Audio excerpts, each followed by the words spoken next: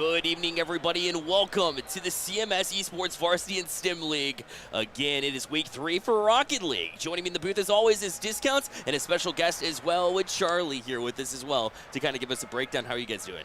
Just fine. Doing great. Always a great night to have Wednesday night lights. 100% right. So, Charlie, a little bit something different here this week. Yeah, well, so for the first 2 weeks, we had divisional matchups. So this year, because we've got basically every school in CMS participating, we broke them down into divisions, north, south, east, west.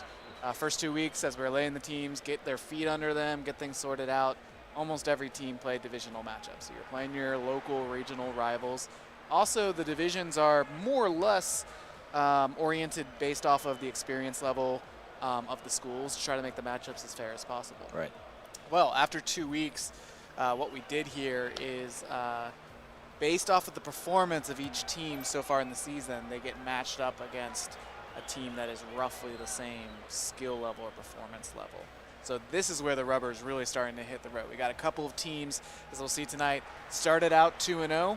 So we're like, great, congratulations, now you get to play one of the toughest teams in the league, right? So we're going to see if they can stand up to that. Got some other teams, younger players, inexperienced players might have lost their first 2 games. Well, now they get a matchup with another team that's lost their first couple of games. So always trying to turn over the schedule so that we have as competitive as possible. I was going to say, we're going to have some good matchups then tonight. We should. And so every 3 weeks, every third week, I should say, we'll be having what we call these flex weeks. You know, if anybody follows the NFL, it's like you flex a game. We're putting our best matchups on the third week.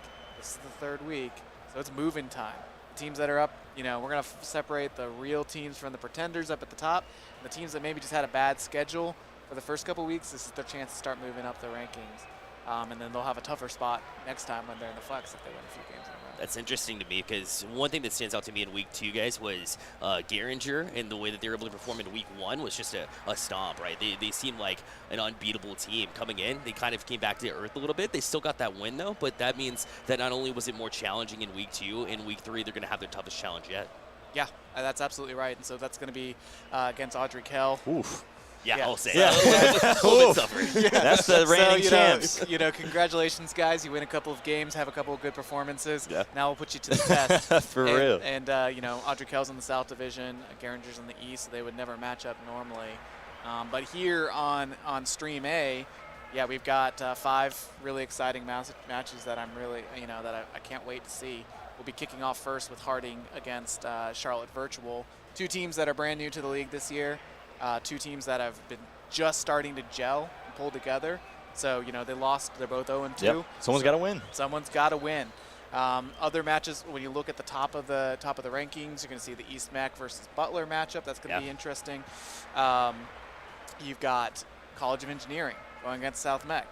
Oh, man. If you guys are familiar with who's on those teams there, you've got Skimmett against his old team. Yeah. So that's going to be fascinating to watch. Huff, a team that was about middle of the pack last year. Yeah. Won their first 2 games of the season, facing up against one of the top 3 teams from last year in JT Williams. Another up-and-coming team is facing Olympic. So Olympic is going. Why am I blanking on who Olympic is playing tonight? It would be Independence. Independence. That's right. Independence, brand new team, stomped their first two games. Yep. And now they get to face up against one of our the runner-up from last year, Olympic. So all that's going to be really interesting. We've got a great stream ahead of us. And as always, we're going into week 3 for STEM. So this is where all the teams have to actually start to show some of their functionality. Got us with the pretty pictures and the big vision last year. And I'll tell you what, I've said this every week, but I've been blown away by what the teams have produced. But this week, rubber hits the road. So, I'm just excited to see how it all goes. Absolutely. Same here. I mean, we got some great matchups, and of course, STEM's taken off, and it's better and better each and every week. So I'm excited to see what week 3 brings. Yeah, and they set the tone as well as far as STEM goes, because you saw, the teams from last season, even the ones that maybe weren't getting the submissions in early, were definitely improving. And now you have kind of that guideline to look back on if you're a brand new school coming in and, just establish your STEM team. Well, now you see the representation from the tail end of last season. You see that carry over into this season. So think that's one of the reasons why we've seen a lot of these new schools really perform in STEM. Yeah, especially knowing how much weight that the STEM portion carries. I mean, that is a a big portion of this whole league, this this organization. So I'm excited to see what they got, because that is a big portion of this whole league. Yeah, so if we can throw the schedule up here for tonight here on Stream A, and I'm going to have to dip out to go do my directing duties, but just wanted to drop in with you guys. And you guys know at the end I'll come in and drop in once all the production is done, and I'll be watching and moderating the Twitch chat as well. Behave in there, guys. So, yeah, but great to see you guys, and of course, look forward to hearing you on the stream. Thank you, Charlie. We appreciate you joining in as always. So now we're looking at the schedule here on the Stream A side of things. That's where you are focused right now. We've got Harding facing off with CLT Virtual to kick things off. And so Harding will have a good opportunity to kind of, get back to a place where they're very comfortable. And so, again, sitting at 0-2 right now, both of these teams are, like Charlie had mentioned, it's a chance for both of them to really show up. Yeah, I like that he pointed that out, because that is huge. I mean, two teams, both winless, and you don't want to start your first 2 weeks like that. Well, both of them are in the same situation, so that's why I like it a lot, where 2-0 teams are playing 2-0 teams, 0-2 teams playing 0-2 teams. Let's see how they really rank up on each other.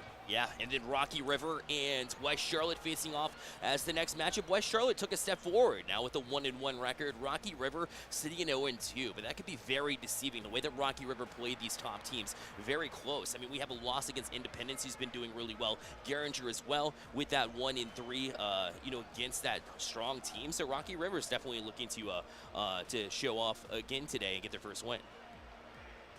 Yeah, and I think we're about ready to kick off game number 1 here. So I thought I'd join back in to do, welcome to Wednesday Night Lights. So we're going to be kicking off Harding against Charlotte Virtual right here. So I think we're throwing to that as soon as the teams are ready.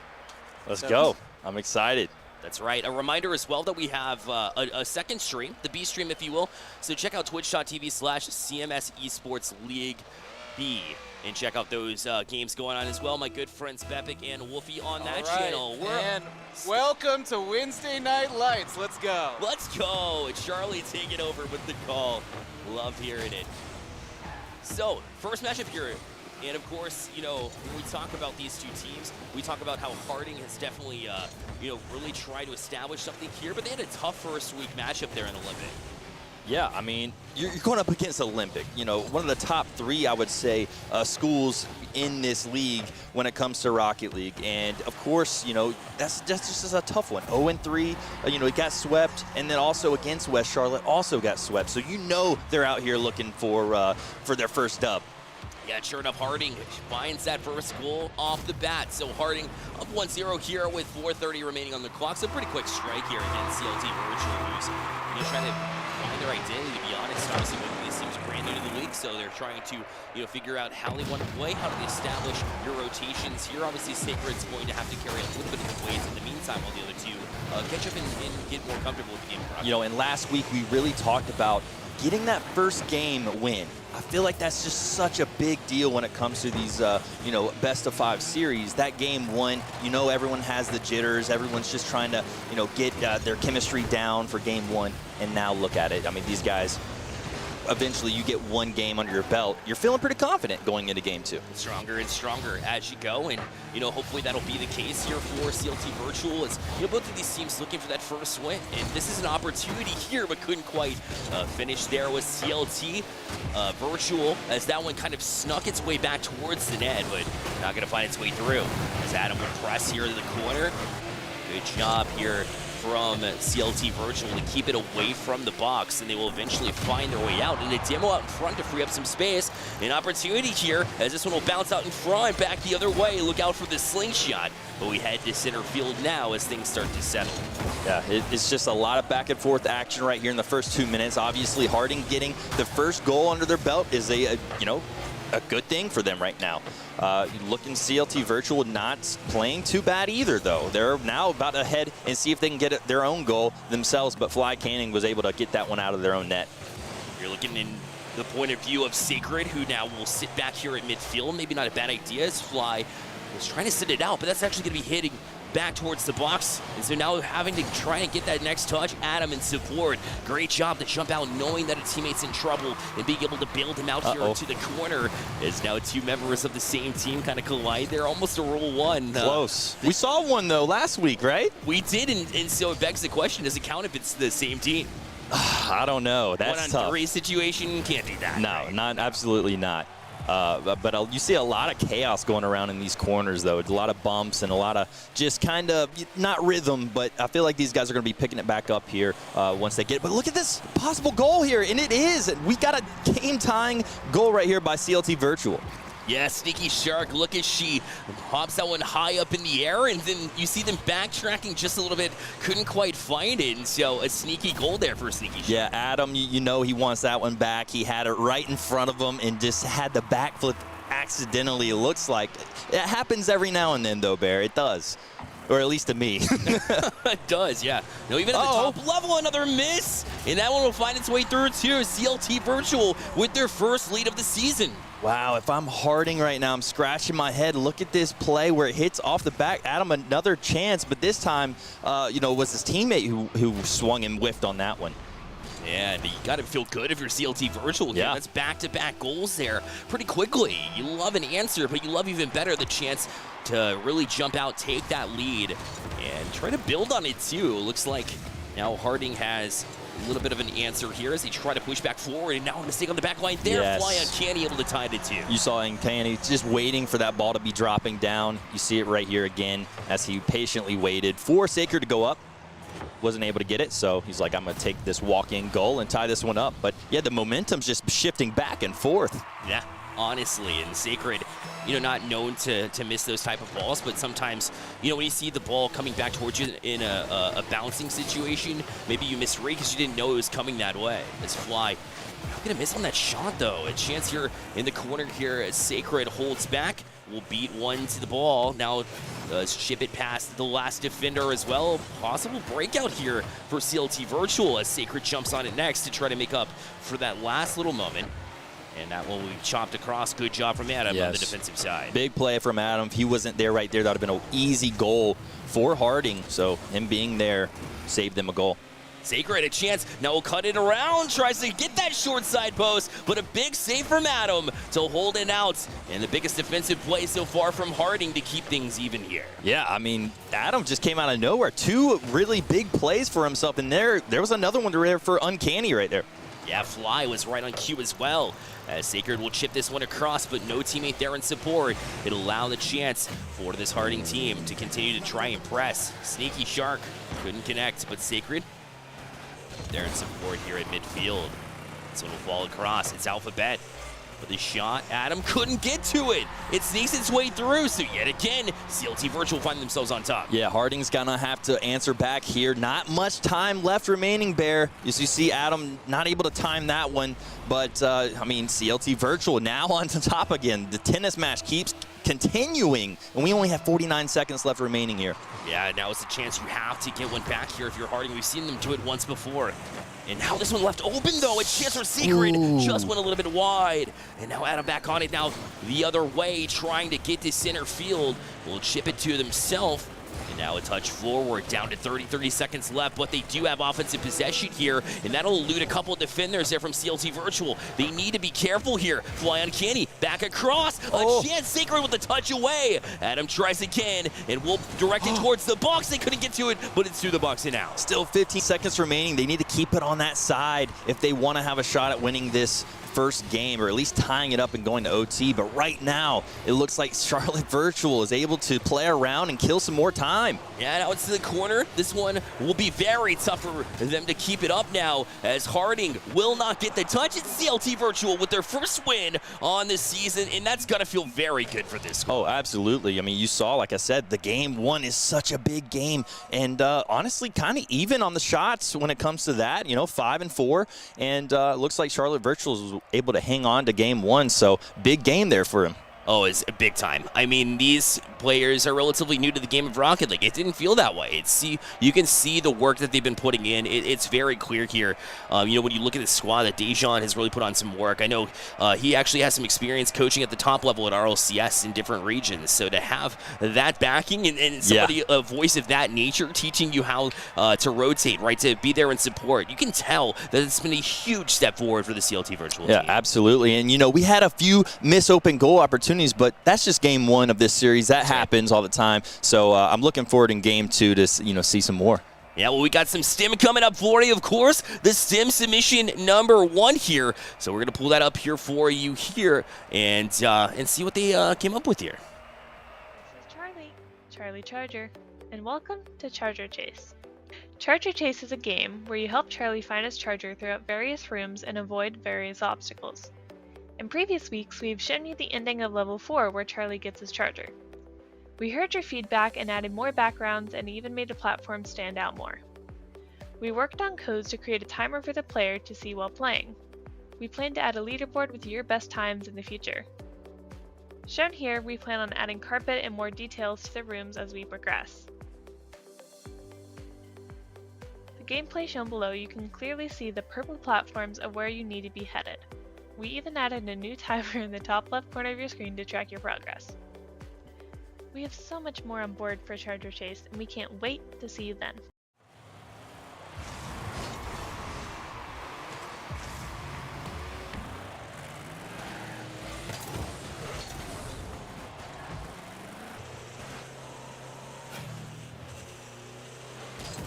So we are back into game number 2 here. CLT Virtual with that first one of the season feels really good. For Harding, they haven't been able to accomplish that quite yet, but with CLT Virtual, there's still some holes in that defense that they can really expose, try to get that first win. I think they saw an Adam had a shot right there, just hits the top and able to get that clear as Sacred.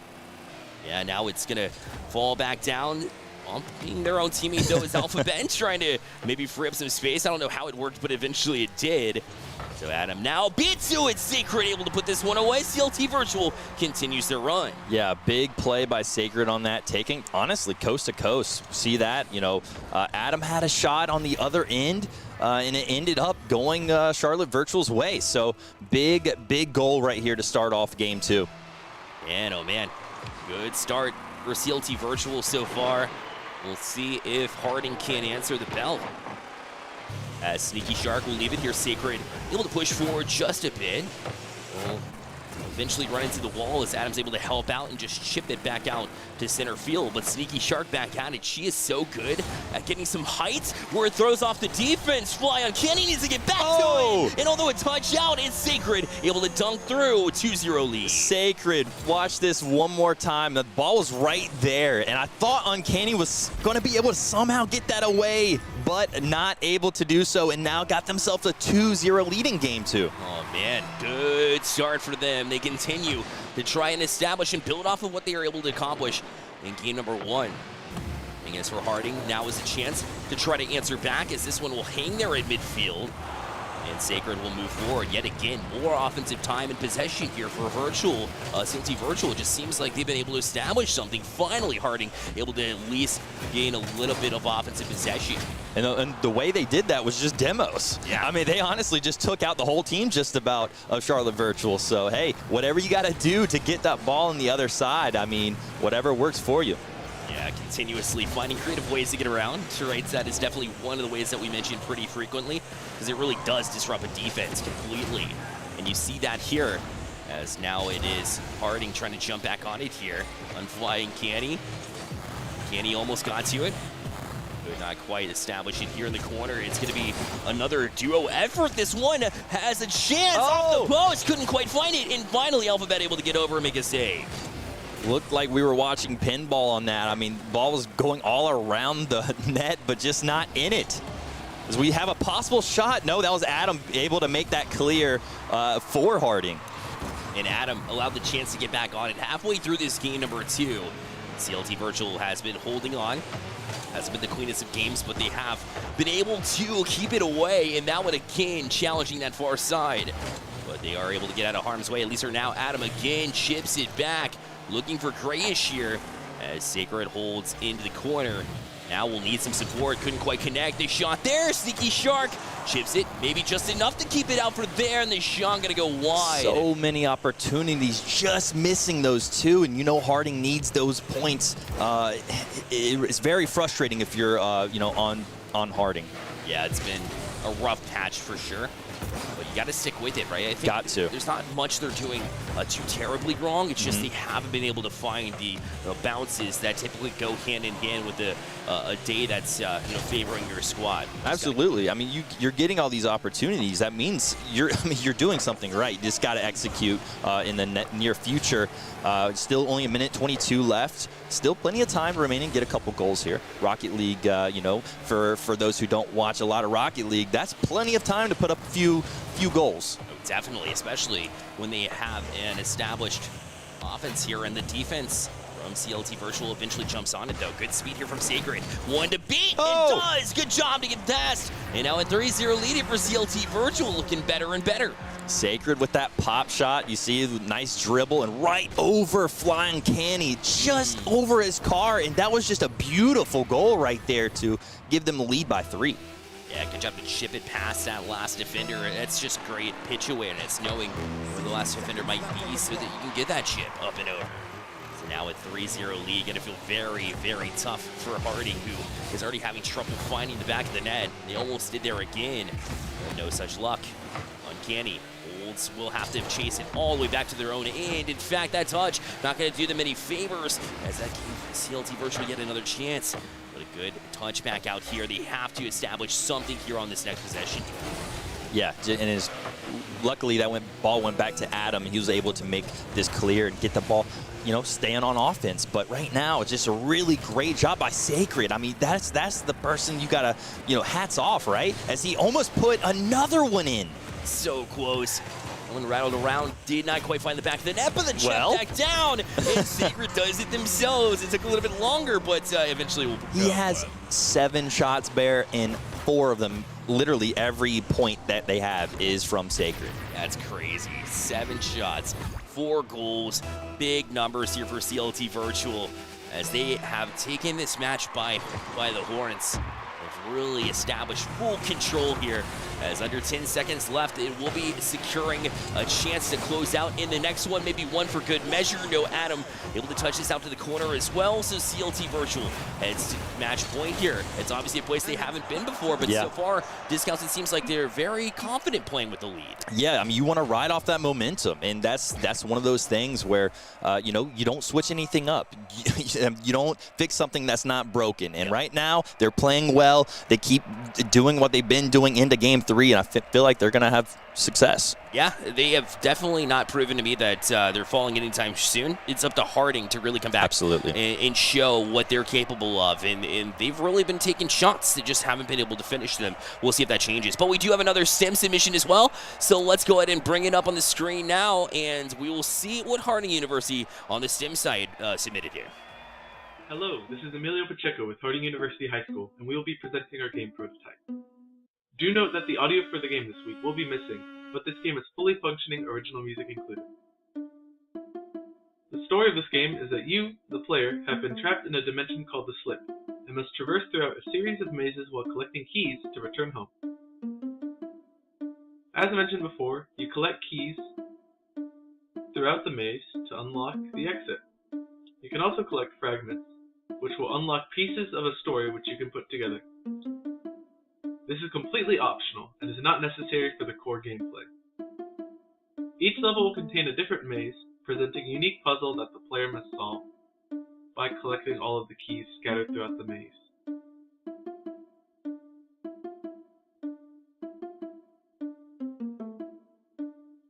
Some intense gameplay.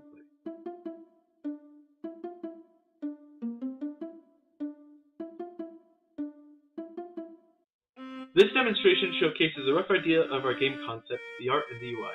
Improvements to quality of life, art, and gameplay variety will be made as development continues. Thank you for watching my presentation on another amazing game. So who doesn't like a maze, right? Challenge the brain, find your way to the end. Yeah, Sacred puts one in for Charlotte Virtual. I mean, they just have not stopped. Yeah. This is crazy. Oh, back to the maze part, though. I mean, do you enjoy mazes? Do you like to go into the actual like corn mazes and stuff? Oh, 100%. Yeah? That's super fun, right? Trying to I agree. find your way out. And right now, CLT Virtual, though, they've been navigating their way through the defensive Harding right now. And Absolutely. being able to really find their way through a defense that's been a little bit shaky, but looking to get back to it in game number 3. Yeah, Harding might have hit a dead end. They just need to turn around. They got to make that reverse right here and see if they can do something. Right now, they're playing great defense here, at least in the first minute, besides the first goal they gave up. But right now, they're looking a little bit better when it comes to the rotations and, just hitting the ball well like that. Uncanny. Looking to get back to it, but beat to it by Sneaky Shark. She has been sneaky good. Not only on the offensive side, but making touches like that, making sure we can't penetrate back towards the box. But now it's Harding, a chance on Canny. We've seen them so many times on this post. We just need to find a way, but Sacred gonna hit it into their own nets. Listen, if you're Harding, you take it any way it comes. Absolutely, and hats off to Fly on Candy, just trying to get that ball in there. And same thing with Grayish. I mean, able just to touch it and to put it in the right spot so Sneaky can put it in. That's right. Just keep it right there in front of the box, and you never know. Good things happen still, Harding. Now we'll feel a little bit better not having to chase the entire game ahead of them. Instead, they'll be able to kind of relax, play a little bit, more methodical than we've seen them play. Although this one will challenge yet again, but it's Harding right back out, able to escape this defense. And that touch, got to be careful. Sacred able to get to it to hit it to the corner now, and he will chip it out to a teammate. It's Alphabet holding on to it. Adam, right back at him though. This will be right there for Uncanny. Okay. Taps it away, and Harding now feeling better about it. They're up 2-1. Harding is not trying to get swept once again. They are out here knowing that they can come back and win this series. They just have to play well, play together, and do exactly what they just did right there. Absolutely. You can't get ahead of yourselves. You can't start thinking about the reverse sweep. You just want to take it one game at a time. I know it's cliche, but it's 100% how you have to approach this, right? Your goal scoring's good. Just, keep in the moment right now because it hasn't been there previously in there. Just keep playing the same way, and eventually do not quit until game number 5 is over. Exactly, especially if they found a weakness that, they might have just discovered this game. That is another thing. As you can see, another goal there by Fly Uncanny, now trying to turn this series around. That's 3 in a row now. Grace set him up too. Look at this chip backwards, and Alphabet couldn't quite get to it. And Sneaky Shark, who has been so good here recently, couldn't get to it either. So that's how quickly that play developed for Harding compared to previous games. And so, yeah, they must have figured something out at least. This is why I love the best of 5 right here, Bear. This is what it's all about. I mean, teams being down, 0-2 in a series, and now, the other teams now feeling it, coming back, and now Adam puts up a score, 4-1. 4 in a row. CLT Virtual jumped out to the 1-0. I'm going to be honest with you, Discounts, I was like, that might be it. Yeah. I mean, they've been playing that strong to justify saying that this could be the closeout. Now you look at it, 2:43 left on the clock. You mention it every time, plenty of time, but Harding's got all the momentum on their side. Yeah, and then if you're Charlotte Virtual, I'm in my head, hey, it's okay. Let's just take it. Whatever this game happens, if we did give this one up, it's all good. We're up in the series. We can just finish this. So, no time to panic, but that's the thing is you never know what's going through these players' minds. Right now it's going to be Adam. Couldn't quite get the touch on Candy right back at him. Alphabet, good job to be back there. And perhaps stepping up into a more defensive role as they have needed that. Big 50s. The last little 2 minutes or so. Yeah, big 50 wins over here, for Harding. Every time, they get around to the 50, they're able to put it right back to where they can play offense. And we haven't saw that in the first couple games. I would say maybe the first game we saw a lot of back and forth action. And game 2 was more of Charlotte Virtual side, but they have a possible shot right here. It's about to drop right in front of the goal. It's Secret on it there, CLT Virtual. You blink and they're back within 2, and that's just charging towards the net, knowing the opportunity was there. Blind Candy, wanted to get that touch to maybe buy a little bit of time for somebody else to come through, but just nobody there in support, and so an easy tap away here for CLT Virtual. Yeah, and then that's a wake-up call for Harding. Hey, keep the foot on the gas pedal. This is what can happen if you pump the brakes. Yeah, definitely don't want to fall victim to that. Imagine. That would be the sweep if CLT Virtual can get to it, but a misstep there defensively. They'll score again. This time it's Grayish. Able to see them fall. It's completely different here. Harding couldn't by a goal in the first 2 games, and now suddenly they have 5. Yeah, they're feeling it now, and this is what I like to see, especially, you know, a team that hasn't really figured it out in the first 2 games, or even the first 2 weeks, because of who they were playing, right? They were playing some of the best teams out here, and really didn't really get to face kind of where they're at. And now they're facing it, and they're starting to show a lot improvement here with these passes, with these plays, with the defense that they have. Like it's really phenomenal to watch. You can tell with that last chip from Adam that the confidence is there too. But again, I mean, CLT Virtual will never make it easy, will they? No. Another 2-goal game here in an instant. When it comes to Sacred, look at this as well, as Alphabet went for the double commit and just fired that one in there. 58 miles per hour fastball right into, you know, the net. That's a great play, and we still got plenty of time. I mean, this is, like you said, plenty of time here in Rocket League. Man, oh man, they pushed off the kickoff too, with 2 members going for that. You don't typically see that a whole lot in the Rocket League realm, but you know, when you need to push offensively, perhaps they're trying to get ahead of the game. That's a good pass forward. Unfortunately, Alphabet a little bit boost focus there, so that'll allow Flying Candy to jump right back on it. Now he's got a chance in a break the other way. Sneaky Shark couldn't get that touch. Back out to center field it goes though. Adam, a good job to keep it here, and as long as they can play offense, as long as they can play on this side, they should be good, especially when you have Grayish putting in yet another one to take a 3-goal lead. Yeah, Harding right now is feeling it, putting Charlotte Virtual now in a blender here with 39 seconds remaining here in Game 3. But, hey, remember, Charlotte Virtual is winning this best-of-5 series, so, you know, they can afford to lose one. But Harding cannot. So right now, backs against the wall, Harding is fighting here in this series. Definitely, but it also goes to show that CLT Virtual, you know, they keep hanging on and making this close. And so that's why I'm thinking, you know, maybe there's a very good possibility they're going to come back in game number 4 and really close out, or have an opportunity to at least. Or if you know, Harding eventually causes a game 5. I still think they're in it till the very end. You can tell that this team is determined to get their first match win. Yeah, I mean, with 11 seconds, you can basically officially say that this one is going to be over. But going into this next one's going to be even bigger because of that. I mean, is Harding going to be able to start off and keep this momentum up, or is Charlotte Virtual just going to fight through this? Well, 6 goals put on the board from Harding as they get their first win of the season themselves in games played. So that's a huge step forward for them as well. Obviously, it helped CLT Virtual kind of get on a tear themselves. And Sacred had a hat trick there as well for CLT Virtual. So it's been a strong showing both ways. Yeah, and still pretty even on the shots. I mean, these teams have been dead even just about this whole series. So I'm looking forward to see what happens in this next one. I'm also looking to see what happens on the Stim side, too. We have our answer. Who won on the Stim side? You'll have to find out. Check this out. All right, folks. It's week 3. Varsity STEM teams showing off what they have been building. They've worked all week inside their modules with their curriculum, with the tools we provided them. And we are now in a game dev showdown where week 1, what's your idea? Week 2, help us visualize the game 3. Play. Week 3 is about showing us the actual gameplay that people are going to use. Virtual, the Charger Chase. I always like this because it's kind of a unique niche kind of theme that I think people will gravitate towards. The backgrounds did stand out more. I like that work you did there. Way to show behind the scenes work that you've done in the tools we've provided you. Everyone take note of this. That is a varsity STEM player.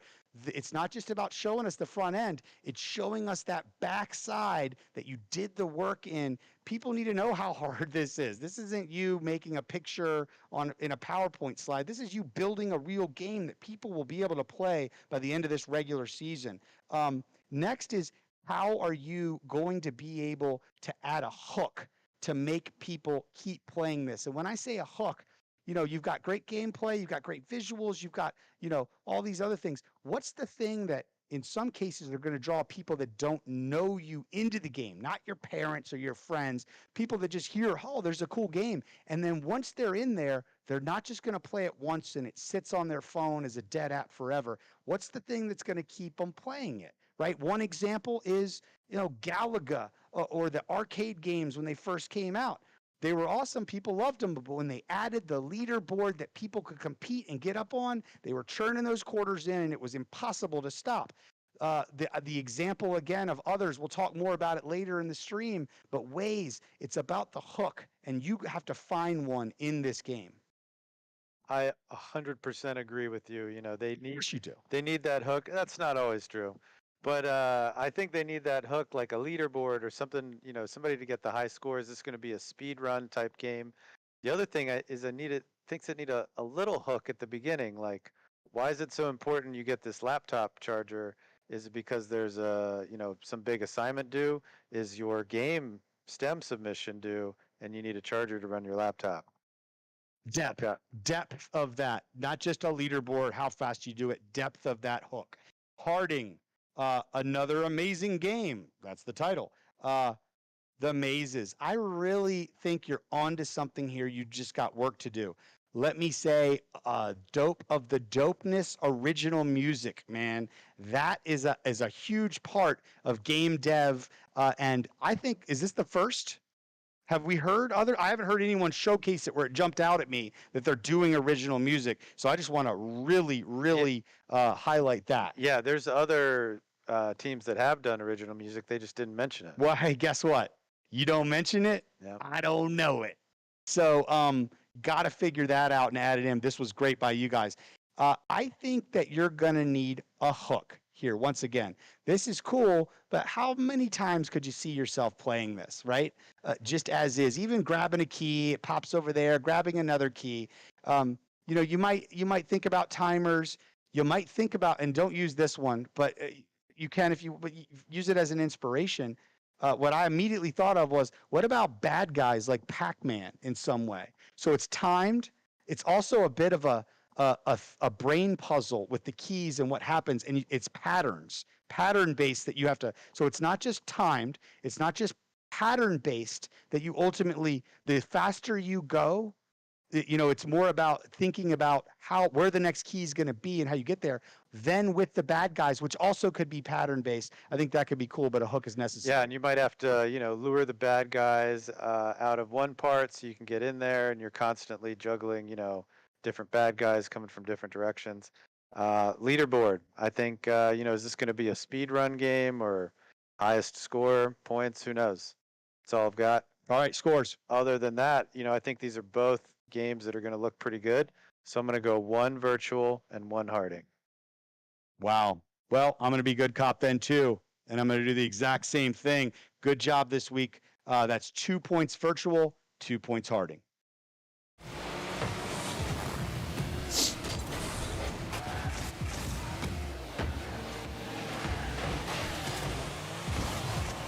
Points apiece on the STEM side, and here in game number 4 as well here, Discounts. They said they're both going to be the good cop today. Let's see if that heat continues throughout the night. I don't know if that will, Bear. I don't know, man. From past experiences, you can't think it's got to give its way up. Absolutely not. So if you're Harding and Charlotte Virtual, be thankful. 2 good cops over here. Definitely. Well, good points brought up there on the STEM side. Now it's a chance again for CLT Virtual to close out. Because they've established that lead, the 2-game lead, it's looking pretty good for them, especially when Sacred's there making it 3-2. He's got the hat trick already here in game number 4, and it's just unbelievable what he's doing here. Just honestly putting the team on his back for Charlotte Virtual is great. I mean, I'm not taking anything away from Sneaky Shark or, the teammates and company, but right now, Sacred's just playing out of his mind. 100%. And when we talked about CLT Virtual throughout the entirety of this season here, Discounts, that was kind of the storyline, right? Obviously, way more experience from Sacred than any of the other teammates, and it's showing in Sneaky Shark in her ability to chop the ball in the offensive zone and set up players there, or defensively making those big defensive stops. You can see it in their gameplay that everybody wants to play up to that level, but a mistake here. Oh! What a save from Sacred! Able to recover it and is never beat. I don't know how that happened, but somehow able to put that one on the other side. That was incredible work, but now look out, Sacred the other way, a chance. They shot a little bit high though, and so it'll go back out to center here. Remember that save again, should they come out with the win. Oh my Sacred goodness. again, able to tap that one out. Not credited with the save, but did some serious work defensively again. Oh my goodness, I already hear the chat now. MVP in the chat already just going from coast to coast, able to do defense, offense. He's doing it all, but still 50 seconds remaining. Harding still has a shot to tie this one up here. Again, Stinky Shark in the exact right spot that she needs to be in order to challenge this one and keep it in the offensive zone. The more time Harding spins back here, the less time they have and any opportunities offensively to tie this game. They've got 36 seconds left, and Adam will try to play it over to a teammate. It's Grayish with a touchdown. Sacred read it, shot in 4-2 now for CLT Virtual. Beautiful right there. You see them kind of all three in that corner, posted up, pushed it right to Sacred. He had full boost. He wasn't going to let that opportunity slip, and look what he does. Trying to just end this series for Charlotte Virtual to give them their first victory in this season. How many times do we see a player, you have 75 boosts, but you let to go for the 100 boosts anyways? It's such a bad habit to break. Clearly, it has not been an issue for Sacred at all, as that was perfect to stay up on the play and challenge his Harding side so they can't get anything done. They'll need to do it in 14 seconds, really in the next 5 if they want an opportunity. As this one going back towards their net, though, a chance to close out. Sacred, another one. Yes. And just sticking with exactly what this game was defined to be, which is Sacred's coming out party in the way of his skill, showing that he has been a difference maker. Well, he's here tonight, and that's a fact, as you can see him putting up all these goals just in this whole series.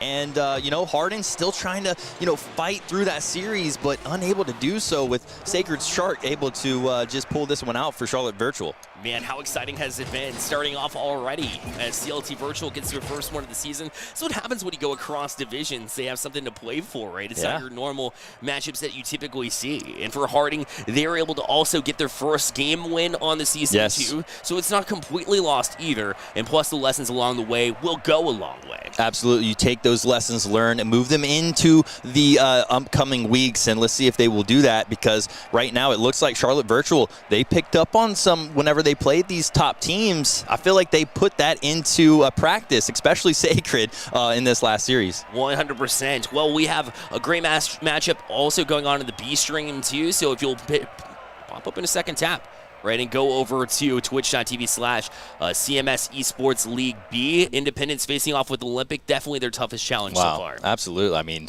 that's a good matchup for sure. I mean, both teams great.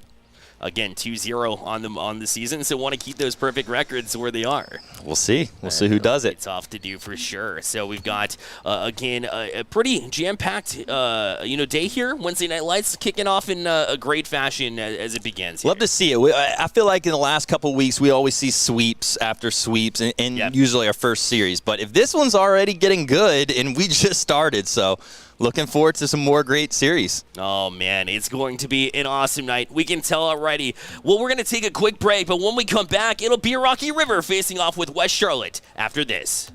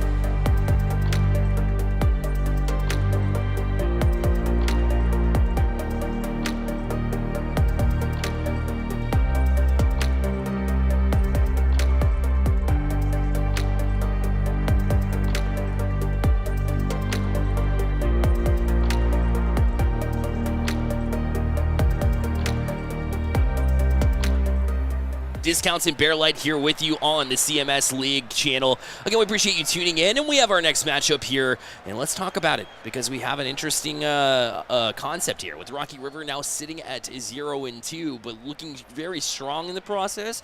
Meanwhile, West Charlotte sitting at 1-1, so they got their first win, but we'd like to see a whole lot more out of this roster. Absolutely, and you saw the team who they beat also was we just watched, and that was Harding, and that was last week, and they did sweep them. So feeling good going into week 3 for West Charlotte, but also Rocky River is going to be hungry for that first win. Especially with that, man, ID Faye that you see on your screen was such a difference maker. Perk and Swag Panda definitely playing in support quite a bit. I'd like to see them do a little bit more too, and they might have to against this West Charlotte team.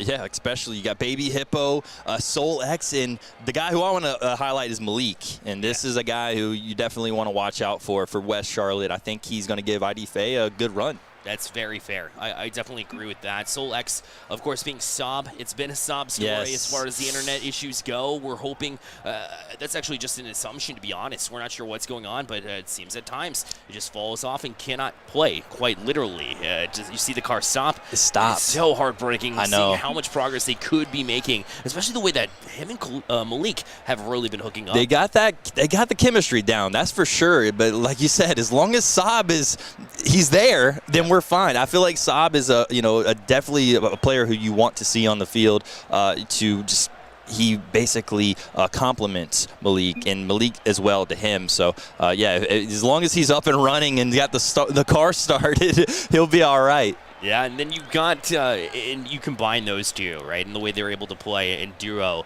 together with MTD Hippo. Baby Hippo is such a cool-headed individual. You talk to him in comms, and he's about as calm as they come. So, when you have two aggressive players, you're just constantly go, go, go. Sometimes it's cool to have that. You gotta have it. That calming presence in the comms. It's all about the balance too when it comes to teammates. Because whenever I'm playing, I'm yelling call-outs all the time. But it's so funny because I'll play with someone else, and then they're very calm, and it calms me down. So as a player who's really hype all the time, someone calming you down helps you kind of settle down during the match, and actually helps you perform. In my opinion, I agree with you. I think. There should be some urgency. Rocket League is a very quick game, so, you never want to be too calm or too relaxed in your comms. They have to be very quick and very descriptive as well, in addition to that. But, yeah, even that, it's like a little bit lighter. Yeah. So I'm not going to be one of those individuals in comms, as you can tell. I'm not going to be the one that's calm. I'm the one that's super loud and trying to get everybody amped up. Yeah, and, when that's you have how that I am. balance, yeah, exactly. You need somebody with that drive to get Baby Hippo going and get them rolling it and actually playing aggressive in some instances. We'll see if that pays off here as we head into game number 1 of West Charlotte facing off with Rocky River. This is a good one right here, guys. Don't want to miss this one as we start off here with 10 seconds. And looks like West Charlotte on the offense.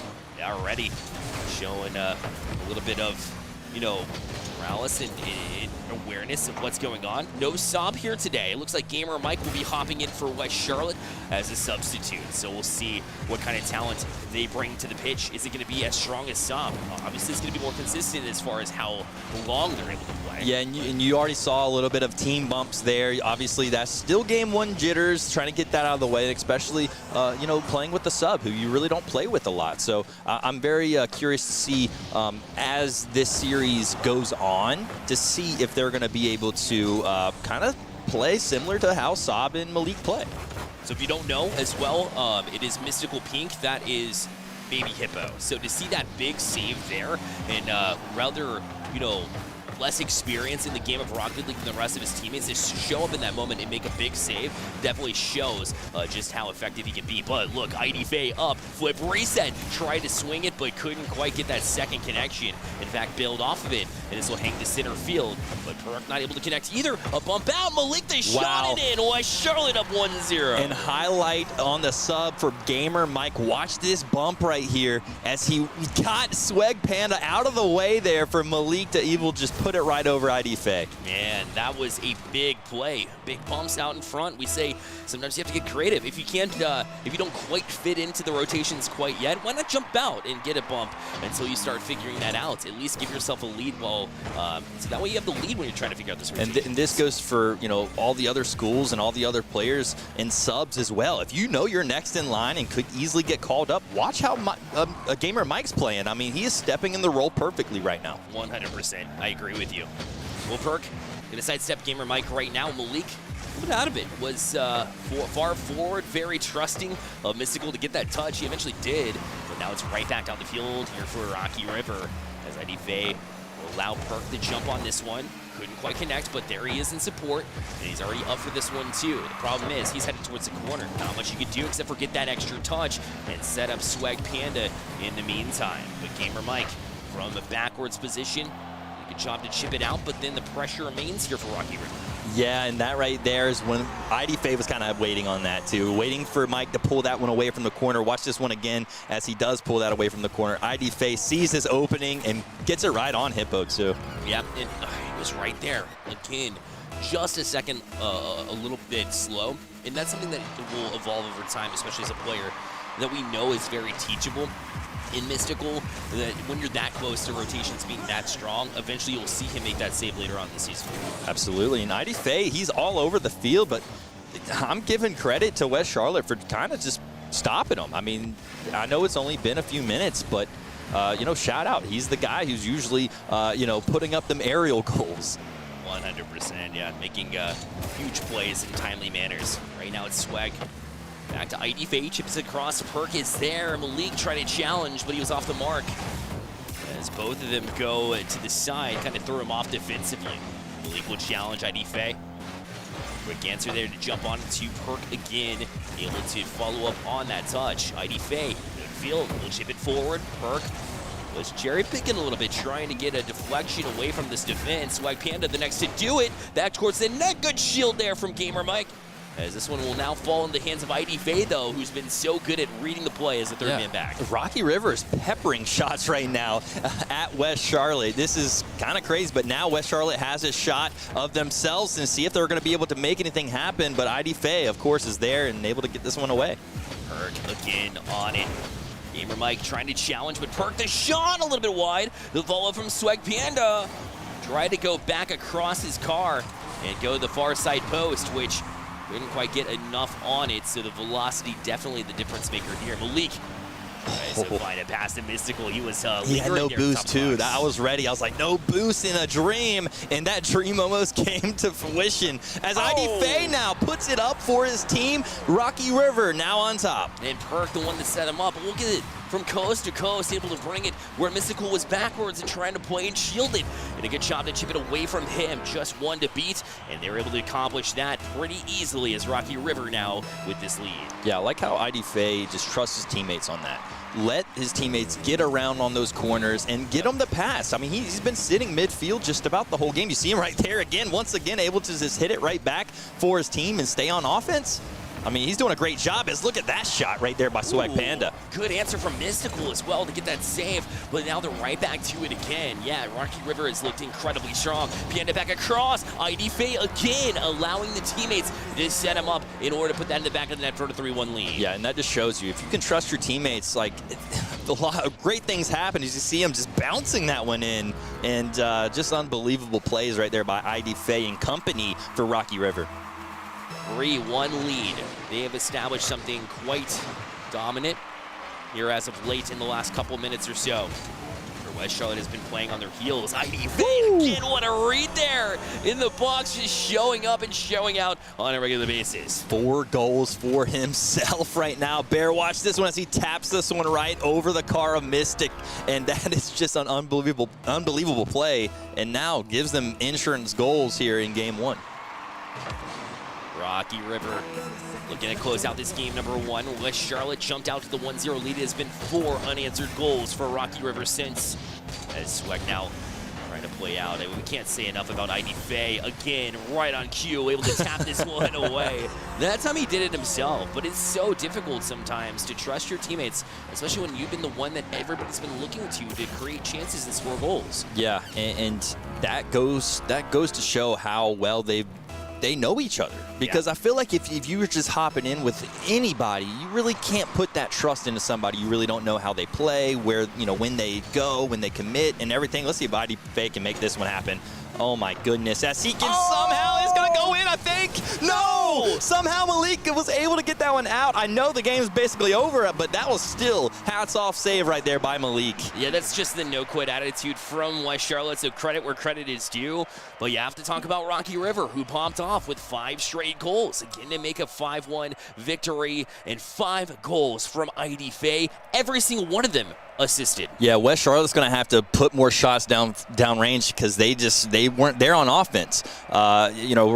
Rocky River just had it. I mean, if they can continue to do this, good things are going to happen. Incredible work from Rocky River. Let's see if their STEM team is up for the challenge as well, as they'll be our first submission forward to this matchup. Let's see what the Ravens put together. This is our Rocky River STEM team game, Scholarships in the Scholar System. This game we are making will be a Space Invaders-esque game containing all the schools in CMS as either characters or enemies. Today, we will be showcasing a demo of our game with some animations and a boss. This first level that we have here is a practice level intended so you can learn about how the character moves and how the enemy ships will move. This second level is our first boss fight, which will be towards the end of our game. This box in the bottom left will be one of the soon added power-ups. We will be adding scholarship power-ups when collected. It will give details about that school's scholarship, and after you finish the level, it gives you the chance to build that scholarship in the Chrome. We are planning to add more power-ups, levels, enemies, and features to the game in the near future. Yeah, you love to see it. 100%. Seeing Audrey Kell as like the team to beat here in the Esports League, and then on the STEM side, they're going to be the final boss. Yeah. The power-up, if you will. Absolutely. I mean, unbelievable. ID Faye, though, let's see if he can continue this run he had in game 1. A great pass, but no execution there, but all good. Plenty of time as they're just feeling it. ID back on it. The shot. Good read from Mystical to get out and cut off the angle where they could not quite get it around at the last defender. Mystical has been proven to be the defensive, prowess of this team. And back in the day, we talk about preseason, even into week number 1, we saw him play a lot of goaltending, which you don't see in Rocket League very often. ID Faye with the bounce, though, to kind of cut me off and give them a 1-0 lead for Rocky River. He's already got 3 shots, too, and it's only been a minute, which is just kind of ridiculous watching this as he's putting one in already in game 2. And, he's out for blood. He's ready. And West Charlotte has been scoreless in the last 5 minutes and 30 seconds. You need to figure something out. They started game number 1 out early and hasn't been able to do much since. ID Faye looking to push forward. Kirk on it. Now we've seen him set up ID Faye in so many occasions. This one again, it took 2 members of the West Charlotte defense to double commit in order to get any kind of challenge. Yeah, I mean, and that still was almost an opportunity, though, for Rocky River to even put it down. So that's very interesting to see with having, Rocky River still having all these opportunities, even after great saves. Man, good flick there from ID Faye, too. Kept the West Charlotte defense honest. They'll have to play back out and just try to chase it down. But, I mean, if you're trying to win a race back down the field, you're not going to beat ID Faye. He's so quick. And able to get the crown pinch off that one as well to give Rocky River this 2-0 lead. Watch this. He is up in the air for a minute, doing a bunch of twirls and everything as he's going to let it drop and just put it right in front of Mystical. Says, go get it. He was thinking about the foot reset. Yeah. He was like, well, you know what? I can do this just by coming back down. Let me fingers back, and there we go. Let's keep it simple and make sure we get this goal is what he was probably thinking. 100%. And there's nothing wrong with that at all. So now you see Rocky River up this 2-0 mark. West Charlotte hasn't scored in a while. Again, they're just all over one another here defensively. Luckily, Mystical was able to bail them out as he was backwards on that last chance. Malik a good touch to keep it away from ID Faye. So even though you make mistakes, you can tell that they're still trying to keep their heads in the game here. Yeah, very smart for Malik staying back. He knew who was going to be up in the air with ball, and of course, it's ID Faye. He knows it's going to be there, so great job on him sitting back and waiting for that ball to come. Burke will use an opponent in order to push that one forward, but he's going to be taken off the pitch by Gamer Mike, who now gets a touch high, looking for Malik to get the touch himself there in the box. But will be challenged before he could get there. Andy Faye now backwards. There's a chance for West Charlotte to try to push forward. Malik knows this, tries to challenge Perk, but Perk beat him to it, and now Gamer Mike forced back up as well, as Mystical will put this over to the side wall.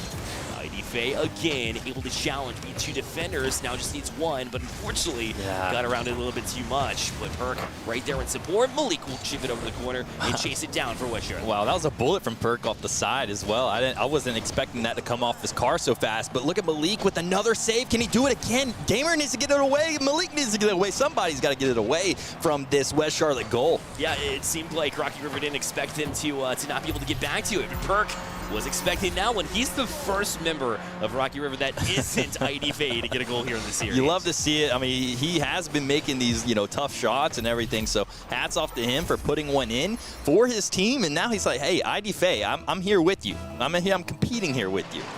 And good to see this team come alive. For West Charlotte, well, they have to figure it out. It looked like, Gamer Mike was really starting to develop something with this West Charlotte team there when they got the first goal, but ever since then, you can tell Rocky River's been practicing together.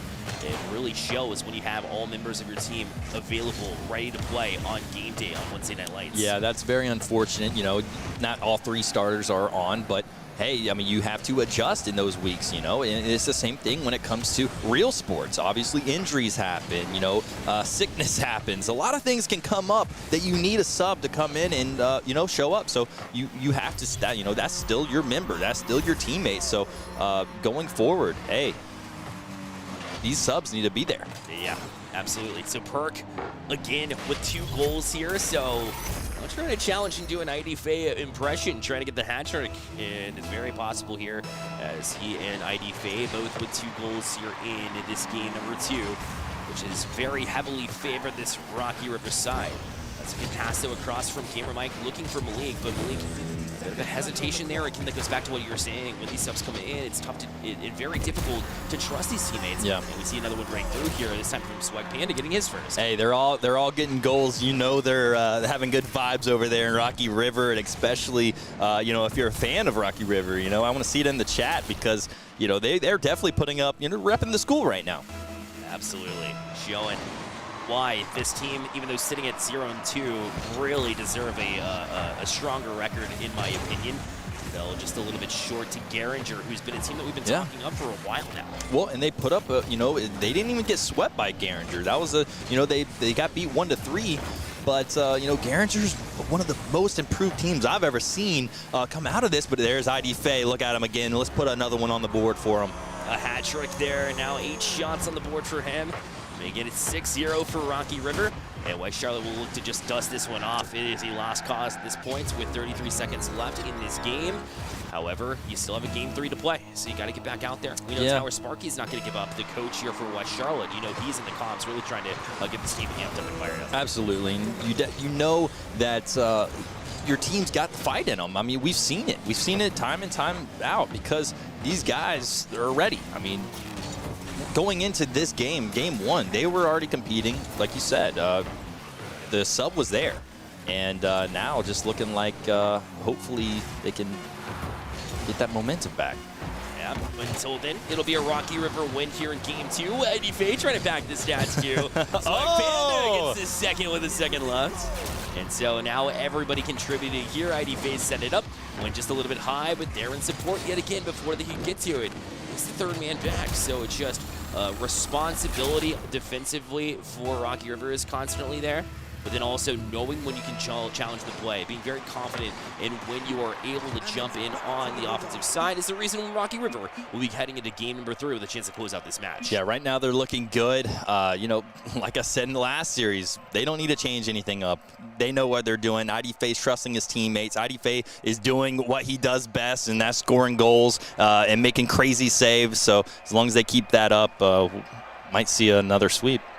Well, let's see if West Charlotte can bounce back there on the esports side, and let's see if their sim side can also be up for the challenge as well. West Charlotte in their week 3 sim challenge.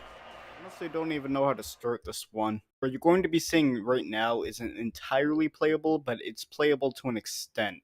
Mainly, we have the overworld portion kind of done. We just need to finish the card game portion. On top of that, we still need to develop all the other mechanics as well. What you're going to be hearing later on is voiceover because my house is kind of loud during that time. Okay, let's show off what we have right now.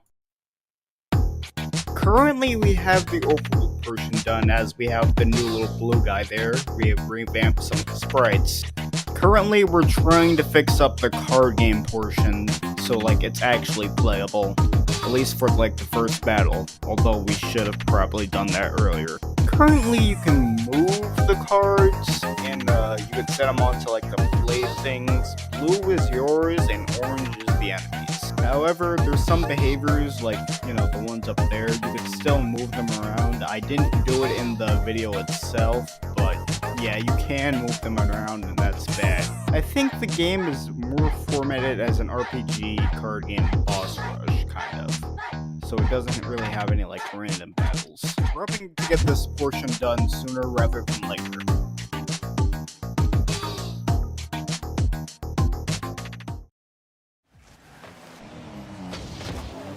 I mean, a level of self-awareness Yeah. there. The only way to solve a problem is by knowing that it exists in the first place. But I like the concept of that game too. Yeah. You know, the card game within the game itself. I thought that was very unique. That's the first time we've seen a card game, so yeah, I agree. Just a little bit of Hearthstone vibes going on there. Even Pokemon, if you're into that. Magic the Gathering. I like the strategic games. That looks like something I'd play. Yeah. Very difficult game to kind of put together because you have to make, you know, perks and the attack, the defense. Exactly. All of that. So you got to figure it out and let it be balanced. Constant balancing is part of that. So it's going to be very difficult for them, I believe. But, I mean, overall, good concept. Exactly. It's super creative in that way. Love to see it. But we'll see if they can bounce back here on the esports side. But right now, Perk again onto this one. Malik with a good challenge there to at least try to fire up the squad. Yeah, I mean, clean slate. If you're West Charlotte, you want to get on the board first. Right now, a lot of bunch up. You don't want to see that, especially all double commits. You saw it right there as we see Omen get his first goal. Omen, here in the chat, constantly hanging out with us. I know you're here as well. Omen, love seeing you get some experience here on the pitch as well and getting your first goal right off the bat. Yeah, you got to love seeing that. I'm especially joining in and subbing through and getting your first goal at literally the first minute of the game. That's awesome. Yeah, and there's no, there's no rules against it. You can sub out players in between games. It doesn't have to be the next match that you see those subs come in and, get a little bit of experience with those players that maybe haven't gotten all of it. Yeah, there's West Charlotte getting on the board. That is such a huge goal. The only goal they had was in the first 30 seconds of this match until now. Watch this Malik go straight up, does a few flips in the air and hits it on the top. And just beautiful right there by Malik. And that's why I wanted to highlight him before the whole series started, because he can do things like that. Yeah, the adjustments are real time. Knowing reaction time basically zero. He's been a great player and a difference maker for West Charlotte when it comes down to these pressure situations, and you see yet another big goal here. Now you'll see Mystical Pink a chance to try to tap it across for Gamer Mike. That was interrupted by Perk on the side wall. Now we'll push forward. It's got Omen there, and the chip shot forward. Malik able to make the save. It's now Swag Panda. Into the corner he goes. Mystical just kind of hanging there, couldn't do anything with it. Malik couldn't either. Swag Panda with a crazy angle to make it 2-1 for Rocky River. You said it right there. Crazy angle. Watch this again. I don't know how that ball just somehow curved in, but I mean, the English on the ball. Unbelievable. West Charlotte defense by surprise, too. You can tell they weren't ready for it. Even Malik, who's very good at making those adjustments, weren't able to do it. Swag Panda now touched away by Malik. That was a big touch because Panda was waiting right under it, ready to tap it away. Tap it through Malik.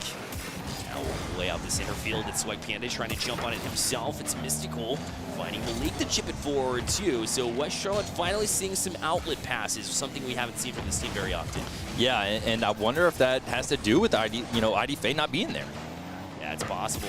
Perk back out though. This shot gonna find Malik, can't get to it. 3-1 now here for Rocky River. Yeah, unbelievable plays right now. They're feeling it. Rocky River is, just having fun with it right now. Yeah, 100%. And why not? I mean, you want to get that experience from some other players here on this squad, and so you toss them in, make it an exciting game for us as well in addition to that, but it's been a very strong showing overall for Rocky River, no matter who you play.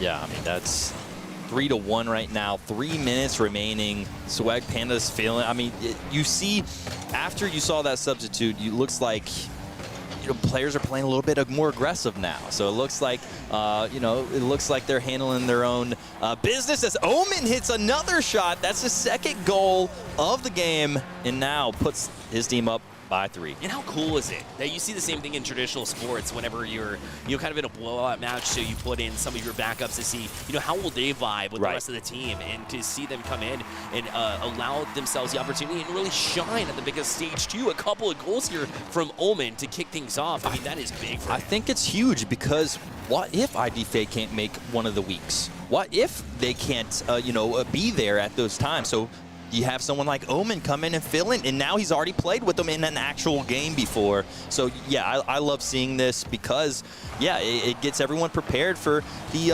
other possible outcomes that could happen. Leak there for West Charlotte's trying to play it across to the corner. Unfortunately, almost put it in his own net, but now he'll try to challenge this offensively. He'll fall back down. Mystical couldn't quite find that aerial to land, and Perk back on it here for Rocky River. Gamer holds back. Swag bumps off of it, though. That'll allow the defense to come back through. Remember West Charlotte's first goal? It was off a bump from Gamer, so I'd like to see more of that as now they transition to offense. Yeah, exactly. And, Gamer has been playing his role, but, it's been there. Is the Malik now trying to take it the other way, but it's still all side right now. Rocky River's just in control. Yeah, West Charlotte needs something late here. 1 minute left. And Swag be beat to it by Mystical, though. Chance for Malik, the shot a little bit off the mark. Now a couple of follow-ups rather than leaving it. Unfortunately, the touch away from both members of the team, and Omen able to get back to it as well. Perk will tap this down. Has some support from Omen with a touch out himself. And now Malik, but you saw Mystical there double committing too. It just seems like there's no communication on the West Charlotte side. Yeah, shout out to Perk for able to put that 50-50 on 3 players. I mean, able to stop that ball right at the 50 mark. But it looks like they're trying to get that extra goal, but no, says West Charlotte. We are not giving up anything for free. Malik back on it now. Omen chips it out, kills even more time. Perk now on the offensive side. Well, it took 3 weeks, but it didn't seem like Rocky River, it would take him that long. But they're finally here. They're proving that this team has all sorts of momentum, all sorts of skill. It was ID Faye to kick him off, and it was Omen to fill his spot to do a little bit more work. And it was Mystical to get one back from West Charlotte, but they'll be a little bit shy from this Rocky River match win. Yeah, overall, I mean, just the whole roster down the line for Rocky River showed up today, showed up Wednesday Night Lights, of course. All of the eyes are on them, and they pull up their first win here in week 3. With a sweep as well. By the way, yeah, exactly. Showing up, and we knew this team was capable of it. It was just a matter of when can you get it done. And their time to shine is right now. Rocky River with the 3-0 win in this series. West Charlotte look competitive for maybe 3 or 4 minutes within the entirety of the match. You just got to show up constantly throughout the entirety of the match itself in order to really find that success. Yeah, I think Rocky River did they took what they learned from last week against Garinger. That's a tough team to play, and now put that into play. They're looking really well. They definitely are. They kicked off West Charlotte in reference to them. They kicked off the season against Myers Park, and that was tough. Tough team to get. But they also got that experience too, and you can tell that they've been working on it. Tower Sparky's got this team in line and trying to figure it out. It's tough when the pieces aren't all there for them, but they'll look to bounce back in the next one. We do have our next judging video. Of course, both of these teams submitted their STEM submissions. Let's see exactly how Tarkin and Malcolm, were they going to be easy on them again? Good cop or bad cop? Let's find out. Week 3, this is Varsity STEM Showdowns in the game dev stream here. First up, Rocky River, the scholarships in the scholar system, cool looking gameplay, feels like a real game. Would love to see you guys showcase some of the behind the scenes stuff of what you've built and how complicated it was. Others have showcased that. It's important. Again, my theme of the day is what's the hook that's going to make this unique, going to make people want to keep playing it. Malcolm. Yeah, so we gave the feedback last week to incorporate information about the scholarships within the game, and they did that. We didn't exactly see it, but they took the feedback to heart. Also, why are all of the teams kind of dumping on Audrey Kell? as the bad guys. Well, they're top of the leaderboard. Yep. Yeah, that's all the feedback I have. Okay. Looks great. Next up, West Charlotte. I love the behind the scenes, behind the curtain view there, playable to an extent. Again, we want the real world of your startup work here as a varsity STEM player building something like a game like this. The card game portion could be very, very cool. You're just going to have to figure out how to make that truly a unique gameplay experience, your own unique spin on it. Could have you go viral within a very specific demographic. I think it's powerful. I'm that demographic. Huge nerds. I'm ready for this game to be released so I can play it. Love the music at the beginning. This legit already looks like a real game ready to go. Same comment as another team. Crop that Windows taskbar out. We don't need to see your entire desktop. Yeah. Score. I think it's pretty easy. Both of these teams are really strong, and I'm going to have to go 1-1. Yeah, I'm going to go 1-1 as well, particularly both of you, but specifically West Charlotte. I want to see real movement from where you are now to next week. I want to see that card game actually like your hook on it. You're going to need time to refine that. So I'm 1-1 as well. That's 2 points Rocky, 2 points West Charlotte.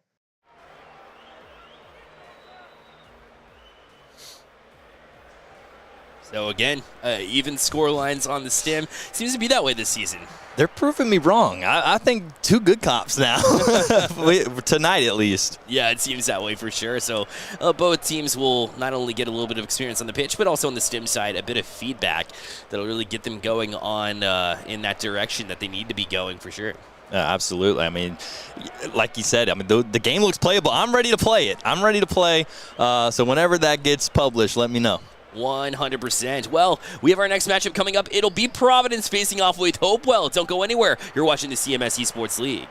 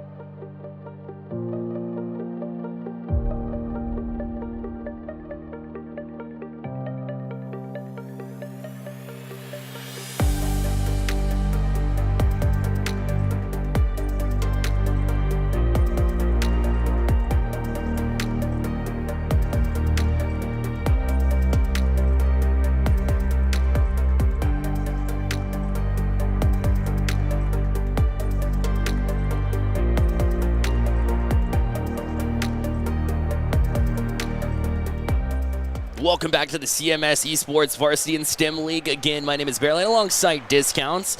And so far, we've seen a close matchup and then one that kind of got away from West Charlotte in the last one, but good performance nonetheless from the other side. Yeah, I mean, Rocky River just looked dominant, and they just showed up. I mean, hats off to them, but West Charlotte definitely tried to put up a fight. Just, didn't have their starters, but obviously can't count Rocky River out. That's right. They've been very strong and got their first one of the season, although it feels like they're going to get quite a few more, especially if they play that way and have that prowess. I can see it. I can see it already. This is another great improving team. 100%. Speaking of which, Providence has been a part of that equation as well. Let's get to know the players between this Providence and Hopewell matchup now. We've got Ocean Man, Legend, and Omega for Providence. And, of course, on the other side there for Hopewell, we've got some bangers as well. Yes, Fearmaster, JK, Dragon, and Shuri. Also, both teams 0-2, looking to get their very first win of the season. That's right, and we'll see if Pro bronze it, which is Shuri, by the way, S-U-R-I. We'll see them on the pitches Pro bronze it, see if they can really launch their team. Hopewell for their first victory. It's going to be tough against Providence, though, because they've really kind of held their own. Yeah, well, and the thing is also Providence, even though you're 0-2, they played some tough teams. They had JT Williams in week 1, and then right after that had to go up against the reigning champs of Audrey Kell. So, yeah, they've had a couple tough matchups in the first 2 weeks. They're trying to bounce back. The gauntlet, no doubt. We talked about it last week. It's when you get those difficult matchups early, it's pretty strong. It's not the worst thing in the world. Obviously, you don't like to see the 0-2 on the scoreline, but you do know that there's you've seen pretty much the toughest that this league has to offer on the esports side. Obviously, you haven't seen Olympic yet or Garinger. Right. Those are two other names that come off the bat. But for me, Providence, looking to get the first win, I think it might happen here against Hopewell here today. Yeah, I agree. But, I mean, going back to week 1 against JT Williams, that went to game 5, Bear. So, yeah.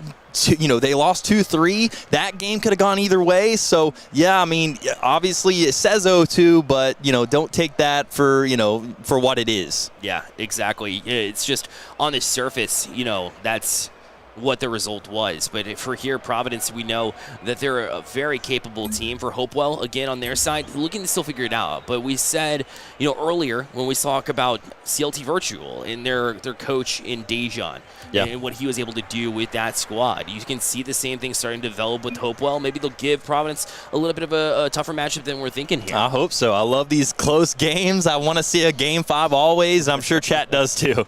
100%. Let us know, by the way, in chat who you're after here, who do you want to win between Providence and Hopewell. And we'll get to the pitch here momentarily. Hopewell, a couple of losses, one to Mallard Creek, a pretty strong team. Tough one. To some degree. And then Charlotte Engineering, who's looking to really bounce back and find their identity ever since Skimmett left. Right, and we've always said, those shoes are really hard to fill because Skimmett, I mean, he's just an unbelievable player, one of the top in the league, and, you have that role to fill, and that's really tough to do, but, they've been playing well. They did beat Hopewell last week. That's right, the 3-1 win for Charlotte Engineering over Hopewell. Hopewell is the one we'll see against Providence, and so they've had one game win in the season. It was to Charlotte Engineering, so they're going to look to build off of that at least.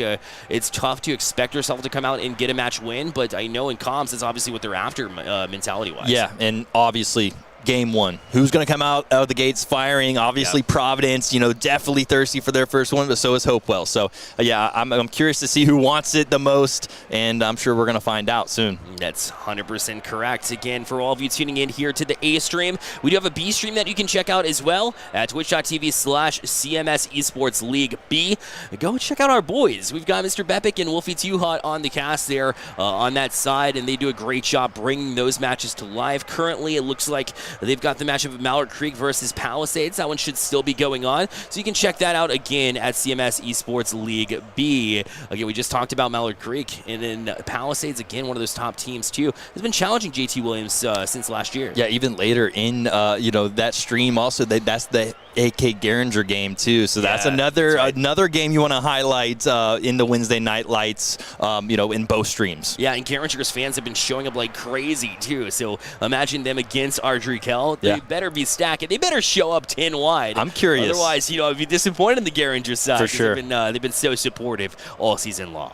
Absolutely. I mean, they've been playing well, but Audrey Kell's, has the target on their back always, right? You're the champs. Everyone wants you. So Garinger's definitely that team that could possibly try to upset them. So, yeah, definitely tune into that B stream as well. And then here on this channel, after this Providence and Hopewell matchup wraps up, we'll have Huff facing off with JT Williams. So again, JT Williams, one of those teams that also stacks the chat #1, but also in the live event. They have some serious advantage as well. So they're going up against Huff. So they're advantage on paper as well, in addition to all the fans that come through. So that'll be a tough one for Huff coming through. Yeah, I mean, JT Williams, like you said, they got the fan support and everything. So, while they're playing, they know they got the support behind them. I mean, whenever they were here in the arena, I mean, it just speaks to itself. But here we are into this game. Here we go. Game #1 underway in Providence right off the bat with the touchdown from Ocean Man. We said who's going to start off hot. Well, it is definitely Providence this far. Yeah, I can see this team, pouring it on, or somehow Hopewell just able to just fight through. But Providence right now is just, they have the players, they have everything in line. They just haven't got the wins under their belt yet. So looking forward to see if they're going to be able to get their first one here tonight. It's back on it. We'll have to give you some details about Pro Bronzit, who right now isn't playing and bumped out of the way just for good measure, just to make sure Casey Kraft, the controller at that pointer, was able to play, that they wouldn't be in the picture. Yeah, watch that bump right in front of him. Just get out of the way. We have a shot coming in as that ball drops in and gives Providence the lead, 2-0 here. Disconnection, which unfortunately means for them, after 30 seconds play in the game, cannot restart the match. So they'll have to play and hope that Pro Bronzit can get back into the lobby here momentarily. But in the meantime, they'll be 2-on-3. I mean, this Providence team is going to be tough anyways. But they come up against that, it's going to be a monster of a hill to climb. Yeah, this is right now, if you're Providence, pour it on until he comes back, because obviously, you're getting the advantage now in game 1, which we know how big game 1 is. So that having that advantage here in game 1 is really big for Providence. Yeah, they have looking to establish and play to the top degree, whether or not there's a Audrey Kell on the other side, whether or not there's a JT Williams on the other side. They still want to bring that same level of intensity, and we'll see if they can do that. I mean, it's been a 3v2 scenario favoring Providence, so you can't really, you got to take it with a grain of salt that they're up 3-0 right Good news is they're back. So we got all 3 players now here on the Hopewell side. So hopefully that remains throughout this whole series, because we, obviously no one likes the disconnects. No one likes to basically have to play 2-3 and expect, well, there we go. Spearmaster putting it on here for Hopewell now. The shutout is not going to happen, as we see that here. Wow, great shot over Ocean too. Yeah, it was such a quick decision to jump on that too, and that's a decision you can't make at that 2v3 mark, right? Otherwise, you leave yourself exposed defensively. To have that third man back in Pro Bronzit, that was huge. They're able to go for challenges like that. Because of that, they pulled themselves within 2, as Hopewell now looks to get on the scoreboard 1 more, and they're within 1. In fact, Pro Bronzit looking to do just that, to try to transition down the field. JK could not get to it. Omega going to put it up high above the net. Lichen trying to chip it as well, but couldn't quite find the back of the net. In that situation, Bear, I mean, in a 2v3, what is your goal if you're the team with the 2? Are you just trying to defend, wait till your teammate gets back, or is it, hey, it's a 2v3, we're just going to have to try to score somehow like this? So your rotations instantly should change to try to cut off as much as possible. So you want to play almost a little bit more aggressively, which I know sounds backwards, but you have to get in there and cut off the passing lanes, so that way, the rotation of your opponents can't really jump out and harm you in a way. So you want to read the play pretty strongly. You never want to be out of a play or jump too far forward. However, you have to keep that same level of speed throughout. That's good advice, because, yeah, exactly how you said it. Like, that's not what you think as soon as you drop a player. Hey, back up, let's just make sure they don't score, and then let's get them back in here. So, yeah, I like the way you said that, because a lot of teams, whenever they do drop players, they do back up. They do try to play that defense, and that could end up burning them. You know what happens is you end up on your heels, right? Because constantly you'll have passing. You prefer to play and try to defend and, keep the best defense is the best is your offense at that point. Because you have to continuously put them on their heels. So that way they're not allowed the chance to really do damage. If you're on your heels, well, then you're constantly outnumbered over and over again. So that being said, even back at full strength, Providence still putting up goals. They're up 4-1 now at this point. Attempted to try to keep the zone there from Omega, but JK was able to jump on it. Legend will now hold the corner. Not pick up the 100 boost, so we'll retreat to that, but it's taken from him. So boost control from Hopewell. I think that might be part of the strategy here to try to limit Providence and their chances. It's a shame that they continuously just put it on. Yeah, I mean, just shot after shot, opportunity after opportunity, as you see them, not going right across goal, but I mean, they're still putting up the touches to where, they're on the offensive side. Well, until they put it back on their side. But they still have control of the ball, and that's really all that matters. Yeah, it was intended as a back pass, I believe, but nobody was back, so it looked a little bit awkward there for Providence. But luckily, no harm done, as Hopewell had not challenged or pursued in that fashion. As now you'll see the back pass set up, but Sphere not going after it. You saw Pro trying to set him up with an outlet pass to try to give him some offensive zone time, but unfortunately they weren't able to jump up in time. Now they're held back in the corner instead. Good challenge, though, from Sphere to get back into play and allow the chance for Pro Bronze to jump on it. And now we'll need to make another big play, and that's a boomer there from Sphere to get this back out of the zone. Yeah, I mean, and look what happens when Sphere comes out of the back, not playing defense all the time. You have opportunities. He's the one that put up the goal anyway. So, yeah, I would like to see him out there here in Game 2 as we see another goal here drop in here for Providence as Legend slams it home. Legend isn't one of those players that we call his name very often. And, I'm starting to feel like it might be an Ian situation where you do have a lot of talent there. You just haven't shown it yet. And so I'm not going to sit here and say that, he's not the flashy player, the one that, is going to get on the scoreboard quite frequently. You should say that, because last time you said that, it happened. So we need a help Legend out here, Bear. I'm trying to stay unbiased here. Okay. Especially when everybody knows my alma mater is, in fact, Providence. Yes. Love to see it as Ocean Man again knocks in another one. 6-1. 4 goals, man. Ocean Man is definitely feeling it as he puts another one in, and that was the top right corner, too. That's hard to do. That was a good snipe. Just nowhere. Even the defense read that, it would be tough for them to get there just because of their positioning alone. So that was a perfect shot if it were.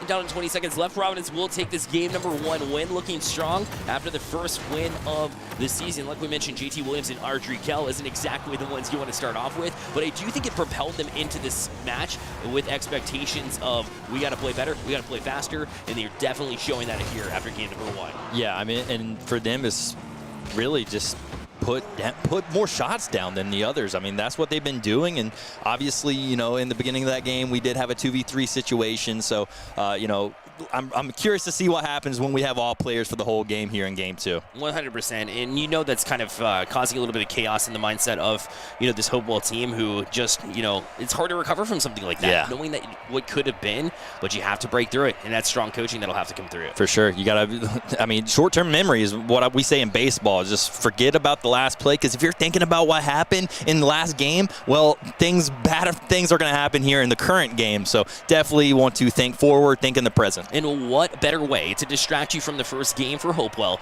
than to send your STEM team out there and show them what they have on the STEM side. Hopewell with their STEM submission for week number 3. Welcome to the Monotine Technical Preview presented by the Hopewell STEM team. Monotine is an app that's designed to help teenagers achieve their financial goals. Hello everyone, my name is James, and today we will discuss the sign in and sign up part of our app. Here you can see that we have an email input and a password input, as well as 2 buttons for old and new members. So we would do James, for example, and just do that, and then this would be our home page. This is the goal page of Monotine. This page allows you to set and view financial goals that you design. Your goals are listed here, as well as an indicator of your progress.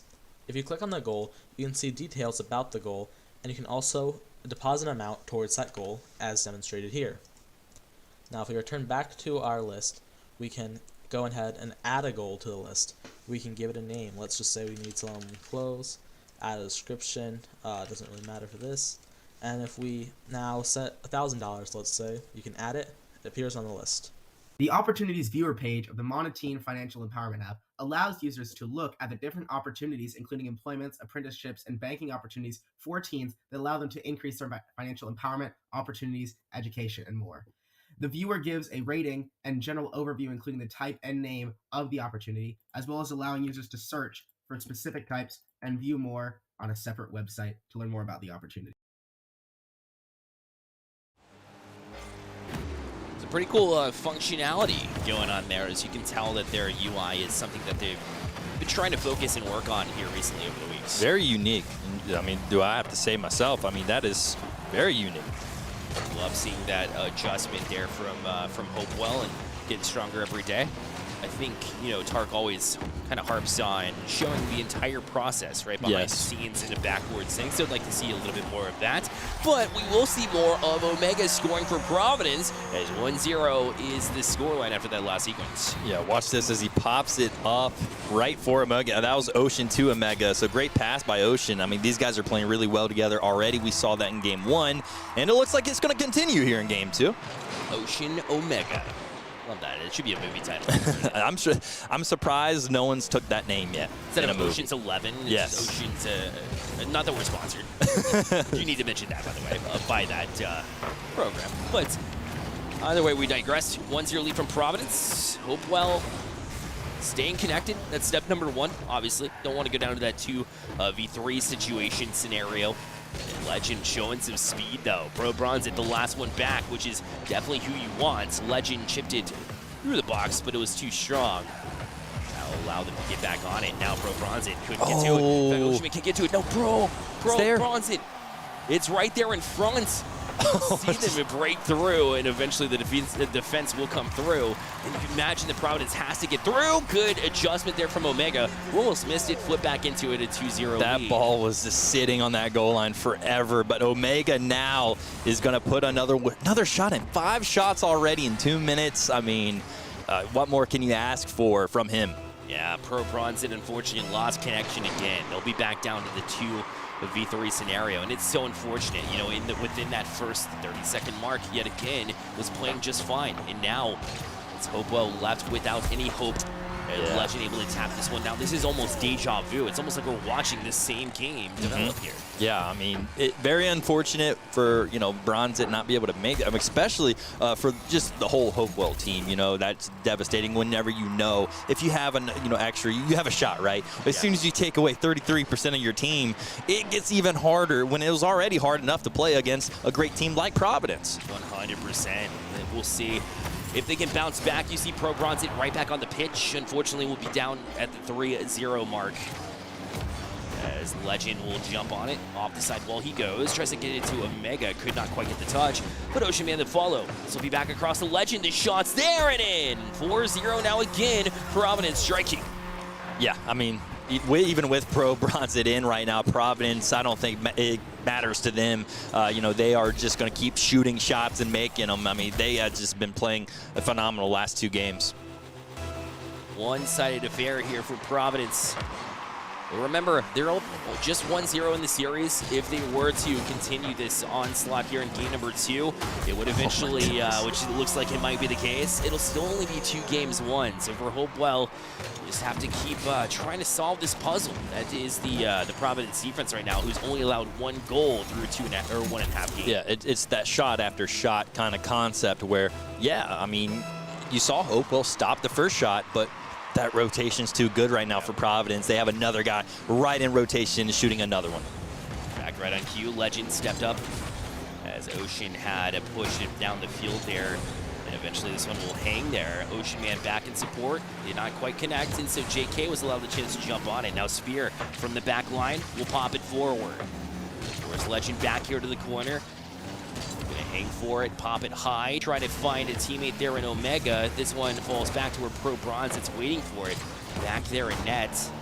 And again, just it seems like defense first mindset here for Hopewell. Although they're able to dig out of that first shot, your Providence will continue to strike. We've seen them just be a nuisance in this Yeah, defense. that's exactly what I was saying. I mean, anytime Hopewell does make a stop, and it's great and everything, but it goes right back to Providence, and here comes another one. That's basically what what we've been saying throughout this whole stream of the series.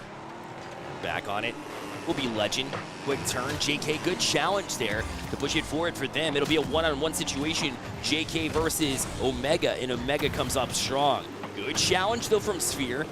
Definitely taking steps in the right direction, but Providence able to complete the next challenge here. Their anticipation has been incredibly strong. It must be something they've learned from the JT Williams and Ardrey Kell games that continues to propel them forward. Yeah, honestly, I mean, I feel like those games are always big games and helps you going forward. That's what I'm saying. Whenever, even though a team gets swept by them, they got to learn from that. You got to learn from your losses, and I think it's a lot easier to learn from your losses than your wins, because usually when you win, you're like, well, I didn't do anything wrong, right? Yeah, nothing went wrong. Nothing went wrong. I mean, we won the game, right? So whenever you obviously losses, you want to go look back and see what you did. What could you improve on? What did they do? And obviously, you have a lot of different ways as this ball's sitting there here for Providence, but a lot of different ways where you can, learn from each team you play, and it looks like they definitely have learned something.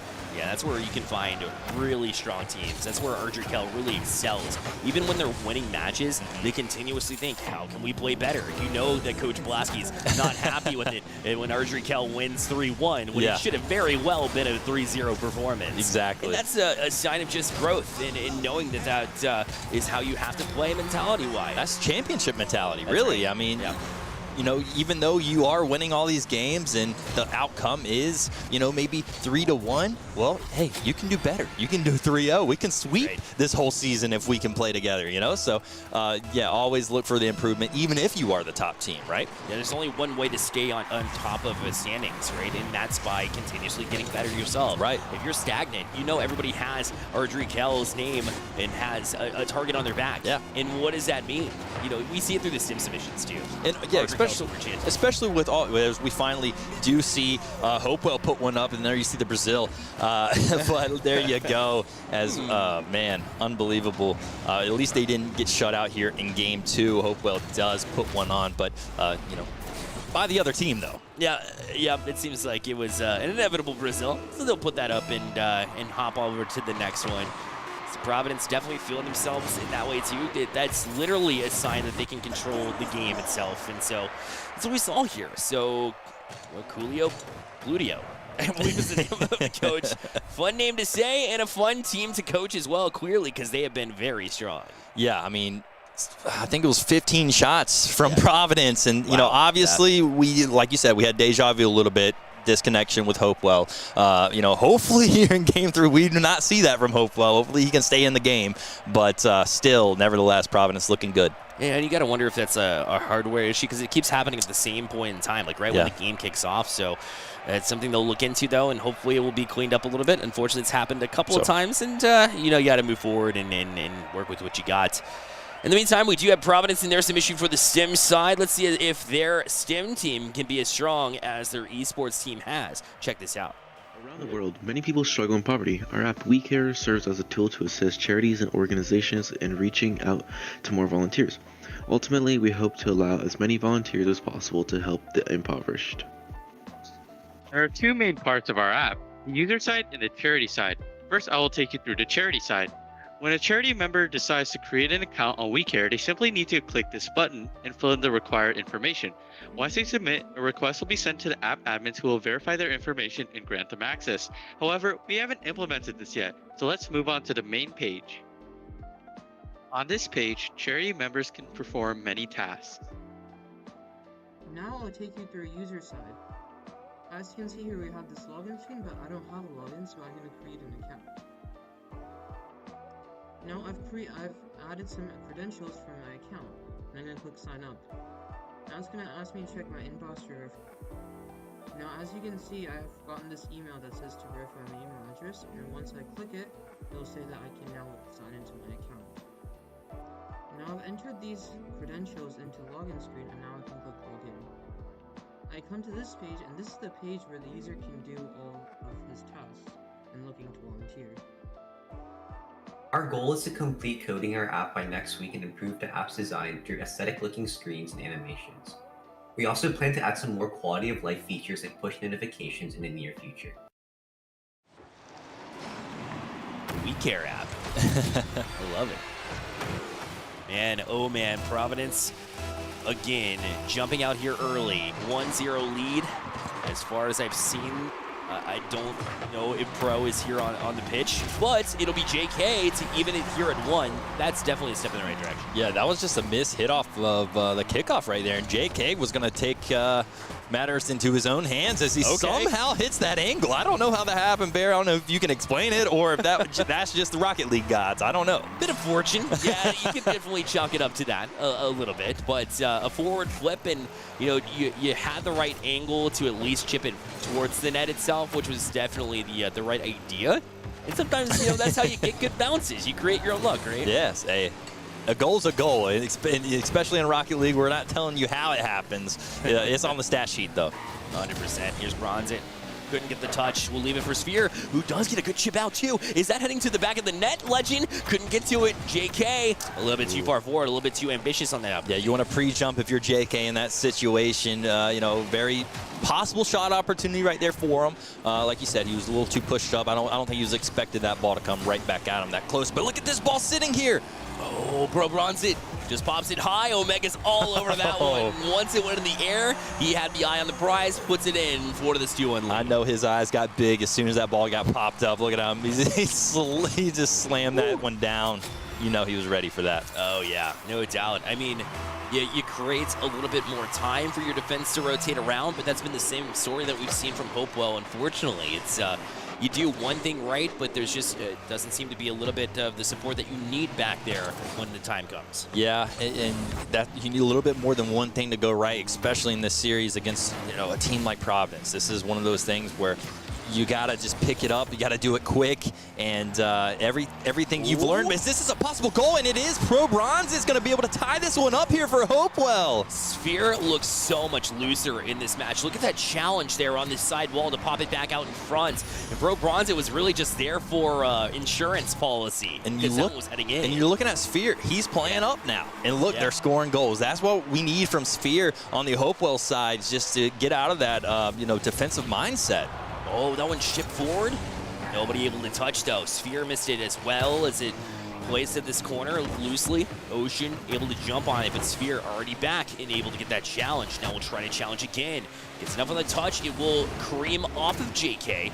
Back to the hands of Pro Bronze, but only temporarily. It's Legend again here in the corner. Up for it. Shot just off the mark. Follow-up is there. And Providence continues to show that they're a team that does have support, and they're up 3-2. Yeah, absolutely. And as soon as I saw that ball not go in, just kind of bounce back, I was like, okay, who's in the rotation? Is it Ocean Man? Is it Omega? Someone's going to be there. I just didn't know who it was going to be. And, of course, he throws it down to, get that go-ahead goal here in Game 3. Sign of a good team. You almost anticipate and know that somebody's going to be coming back in support, but it's just a matter of who, right? and it could be anybody, because Providence sends everybody in at the right time with that offensive rotation. It's very refreshing to watch for sure, as now Ocean Man will play forward. Looking a good pass across great again pass. in Legend. There it is, a passing play from Providence, and they continue their offensive presence. Yeah, Ocean Man knows he can't really hit it too hard, so he gets a light touch right there for Legends, just straight down there, able just to touch it in. And great pass, great play, great shot, great everything for Providence. And they've recognized Hopewell has been playing backs against the wall, and so you can't really do much to adjust and get a defensive run on a ball whenever it's tapped away from the wall itself. And that's been a tough one to defend. Oh! Dunk here from Ocean Man as well. He would not be denied.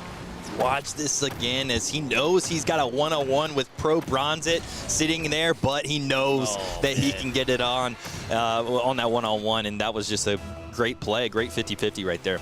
Yeah, you saw the dunk coming, and to know that flip to your left in order to get the second touch was everything. Almost an answer there.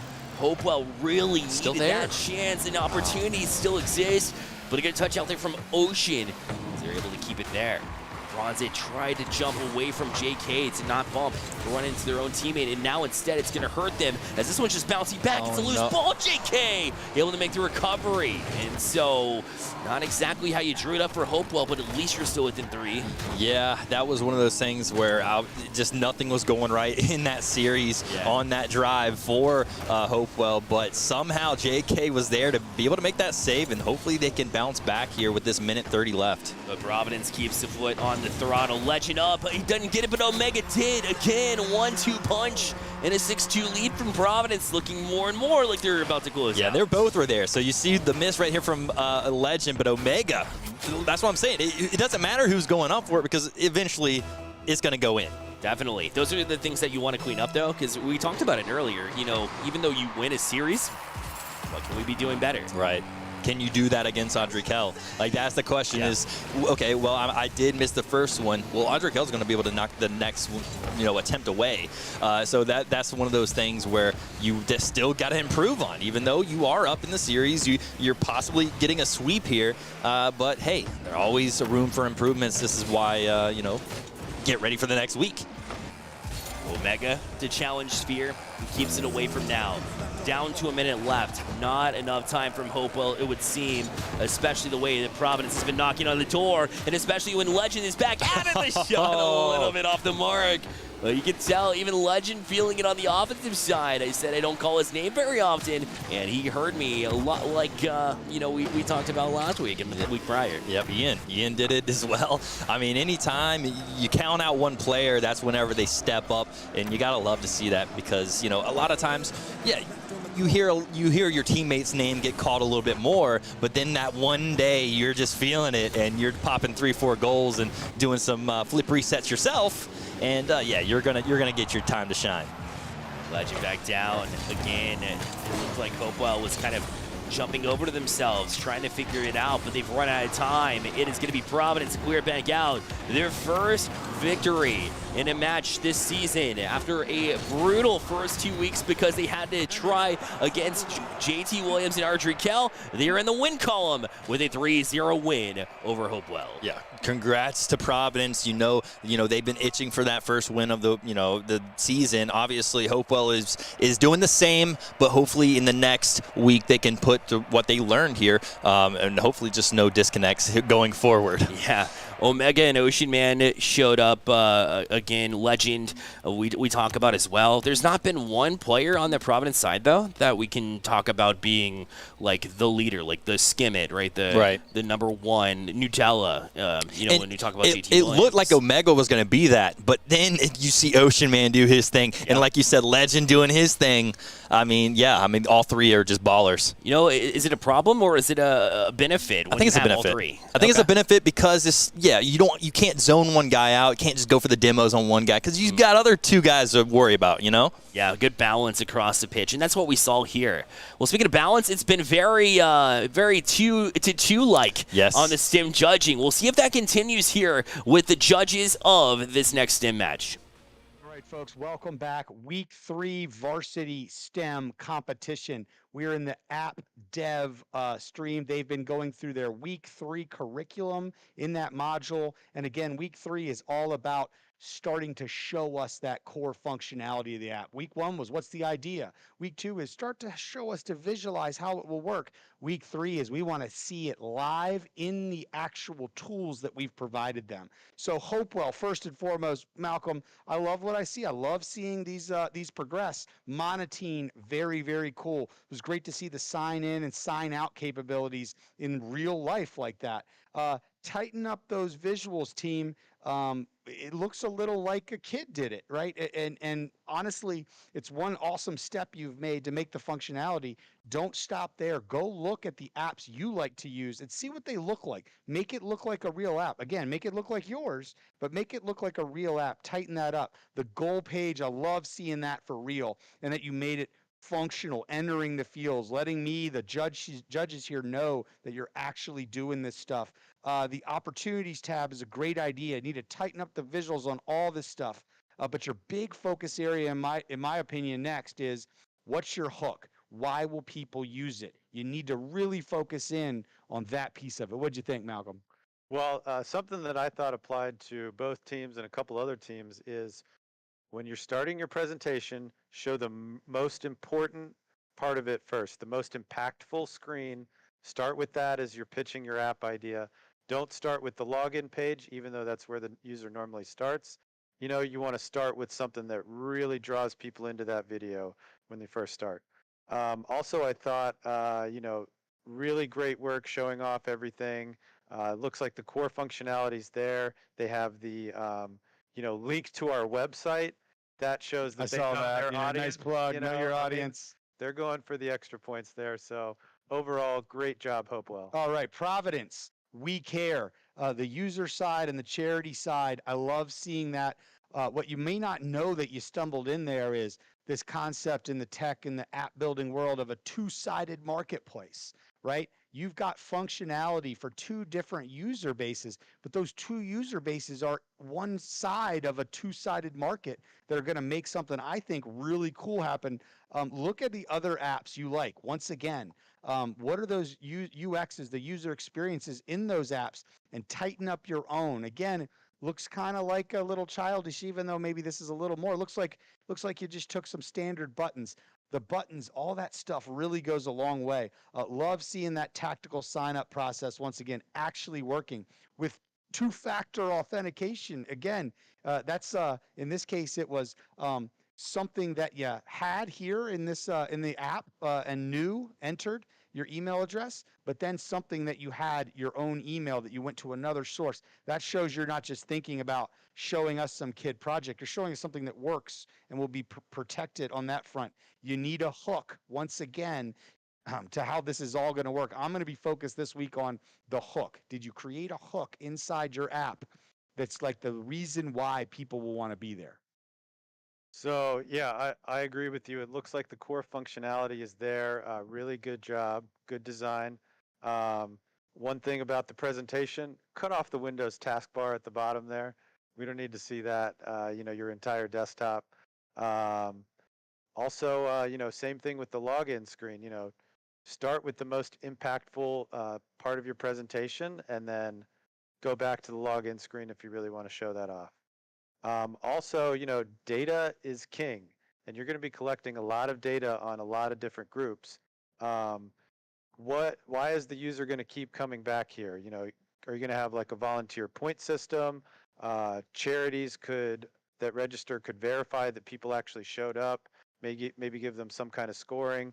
And with enough points as a volunteer, maybe that leads to a position at one of these charities, helping organize other volunteers, maybe even paid, who knows. So now we're to the points, we're to the big part, week 3. Now the points are getting real as we're inching our way through this regular season. You're going to go first. We have not talked about this at all. Where are your 2 points going? I'm going 1 Hopewell, 1 Providence. Ooh, you're putting it back on me, good cop. What I'll say is this. I think the same thing applied to both groups right now, which is you're doing well. There's some things I'd like to see improved on the UX, but you need a hook. And when I say a hook, and every single varsity STEM team should listen to this, it's what's the thing that really makes your app unique, that make not just people come for the first time, but keep using it. An example of a hook, while there's many things, in Waze, the GPS app, the thing that made that unique was 2 things. One, the fact that they ultimately had a gamified way for people at that time to enter where cops were on the interstate to find speed traps. But then they also did something different.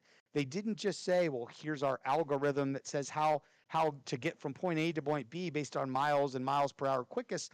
They used a little bit of artificial intelligence to ultimately say, well, here's where the people that live there, here's the quickest routes, here's the insider routes, and you knew you got those things there. So that's a hook, an example of a hook. You both need to find your hook. Because of all those things, I'm going 1-1 as well. That makes week 3 showdown, Hopewell 2, Providence 2.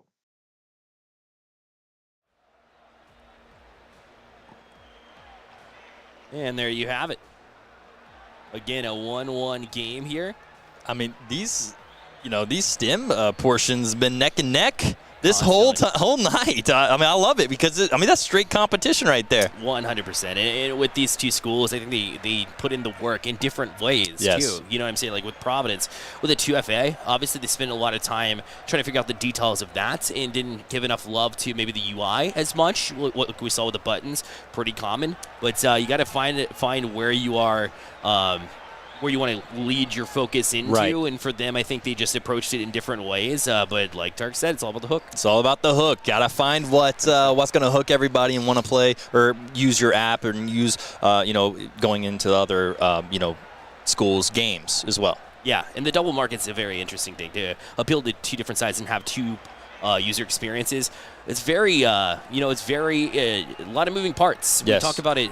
Stay Plugged In, one of the partners as well, and one of their goals is to get high school students the chance to compete for esports scholarships. And they also have the side of the colleges that they have to, have their user experience too. So both have to kind of align in that way. So to do that is, it can be challenging, but at the same time, it can be very fulfilling that you can reach out to two totally different markets. I can't agree more, man. I love it. Well, we're going to take a quick break here on the esports side as well, but don't go anywhere. You're watching the CMS Esports Varsity and STEM League.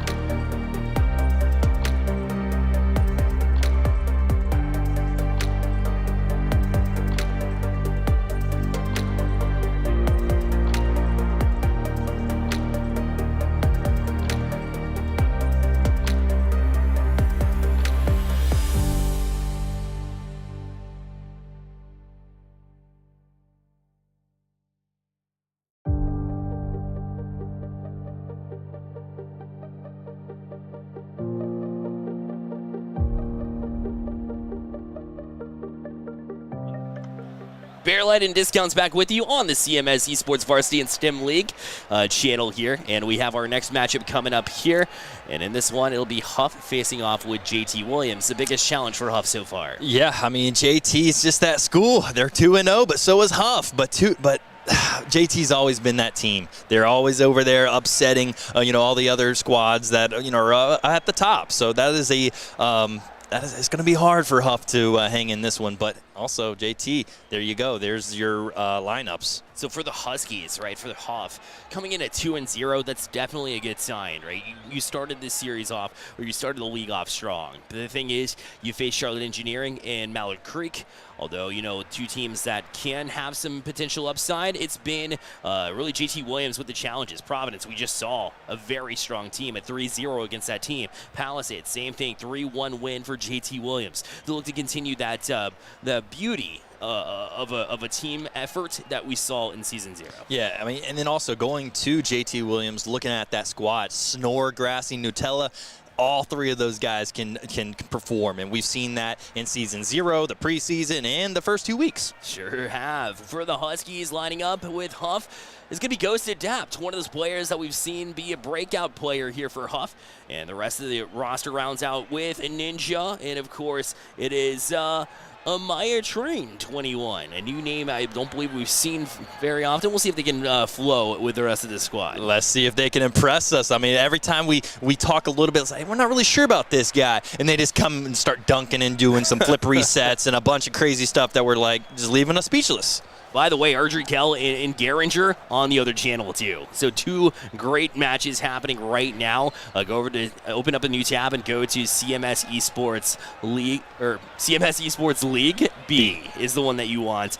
And of course, that matchup is bound to be a banger. If it is not already over, go and check that out now.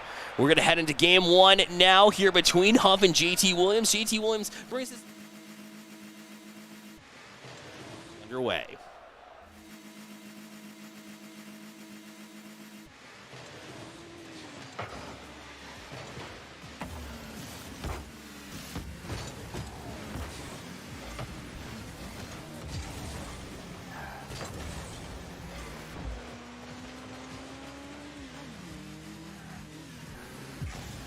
On paper to be the stronger of the 2 teams. We'll see if they can continue that here.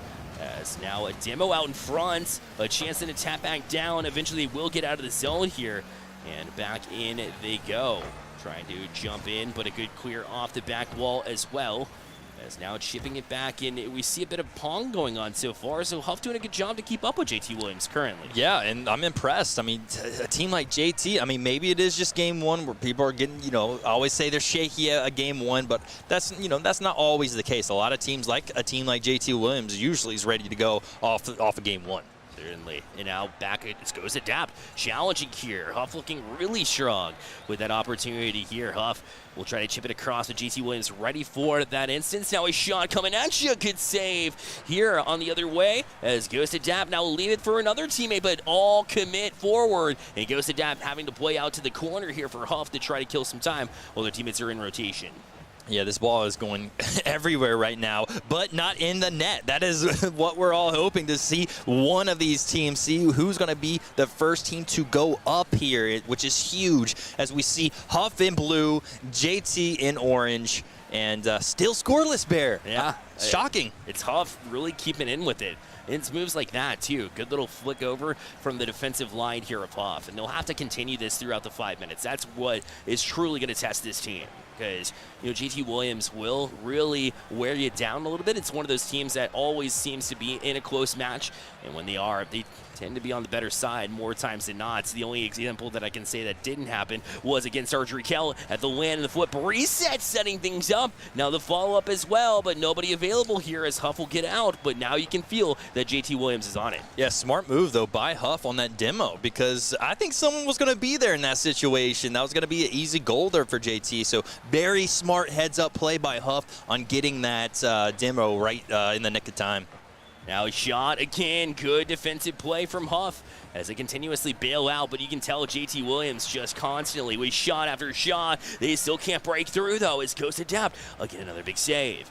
And they play from the corner. Good touch from the back wall. Now it'll be played out by Huff. But again, trap zone continues here from JT Williams. And Huff never a chance to breathe. Yeah, and that's what JT will do. I mean, they're just going to smother you throughout the whole series. I mean, that is just the team that they are, and they will keep continuing to put shot after shot and then basically just make your life terrible for the first, the 5 minutes of Rocket League. Yeah, and consistently just make it difficult. There's nothing that this team can really accomplish offensively, but is that the case? Because now we get another shot. But able to bail out yet again. So now JT Williams left it. It's going to be Huff. A little bit of a chip here. We'll play some time. Good communication in their comms in order to really allow their teammates to know when they have time to play back down and carry in. Their ball control has been very impressive to me against this strong JT Williams team. Great play overall. He almost put it in himself. That was an unbelievable try right there by JT Williams to almost take that from the corner all the way in. Now it's back into the hands of JT Williams. That shot, they'll have to get back up to it. Limited boost, the follow-up shot, it's in. Snuck it just in time, and JT Williams up 1-0. Yeah, and I mean, wow. I mean, it took him almost 4 minutes to put up a goal, so hats off to Huff for even just, keeping this close of a game. Like, I want to see if they can close it out here and able to tie this one up.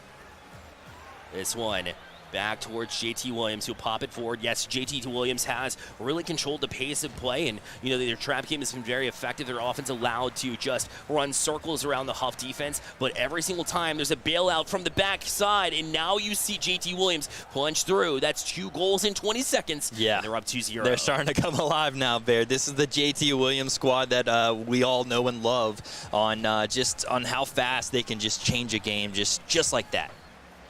Right back, a shot again from that angle. Man. They continue to just lay it on here. Huff, after they have held on for so long, like you said, they wear them out, and then suddenly you see goal after goal entering this is JT Williams. You knew as soon as their accuracy started to bump up that they were going to hit goals. Yeah, and this is where you want to, if I'm a coach of Huff, just let them know, hey, we're in this game. We're in this series. You saw how well, we were playing basically the first 4 minutes of this game. JT Williams just had a few nice shots toward the end. So let's see what they can do going into game. Whoa, that was a great save. If they can bring that momentum into game 2, I think they have a shot. Yeah, Boy Wonder again, a great job to build him off the back line. Ghost Adapt will do it again. And now they have some support too. Ghost Adapt with the shot, but JT Williams again defensively steps up.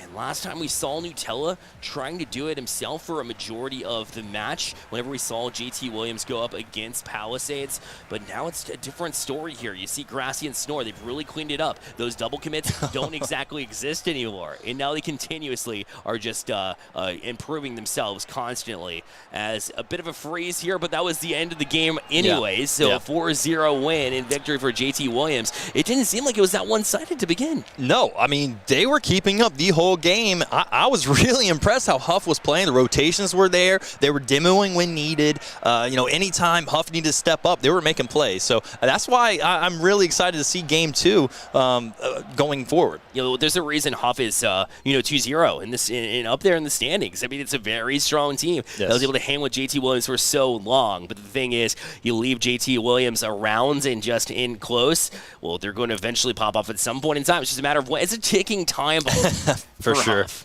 For sure. It's tough. I mean, it's definitely tough for Huff as, JT Williams is just one of those teams where you got to, whenever you have an opportunity, it's got to be a goal. Because JT Williams, if you leave them hanging around, like you said, they're going to deliver. Well, let's go ahead and get to the STEM side now and see what they put together here. It is the Huskies of Huff High that'll kick us off.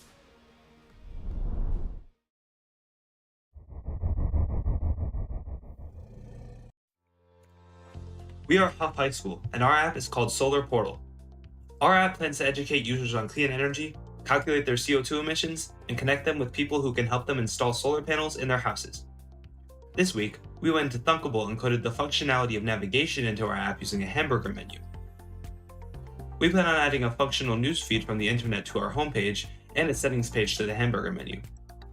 We will also have pages with basic information on clean energy and why it is important to invest into in this current day and age. The main feature that we breathed functionality into this week was the carbon emissions calculator. Users can navigate to the page through the hamburger menu. Then, they may either enter in the number of people in their household in order to calculate their household's estimated emissions, or what country they live in order to display their country's average emissions. In the coming weeks, we plan to add more facets to this feature in terms of what people can input to find a more accurate number of tons of carbon that they emit, and to provide the users with an idea of their effect on the environment in order to give them another reason to buy solar panels. We are also prospecting local businesses that we can possibly work with to direct users to a place where they can go solar. Thank you, and let's go Huff! The sneak peek, the behind the scenes is what Tark asks for consistently, and some teams will listen, and Huff is one of them. Absolutely, exactly. When I saw the behind the scene, what it takes to run this app and everything, that's exactly what I was thinking of. Is like Tark's about to be happy that they're showing their work. Yeah, exactly. We'll see in the judging between games number 2 and 3. In the meantime, it is game number 2. Ooh, Huff almost had that one, Bear. That's right.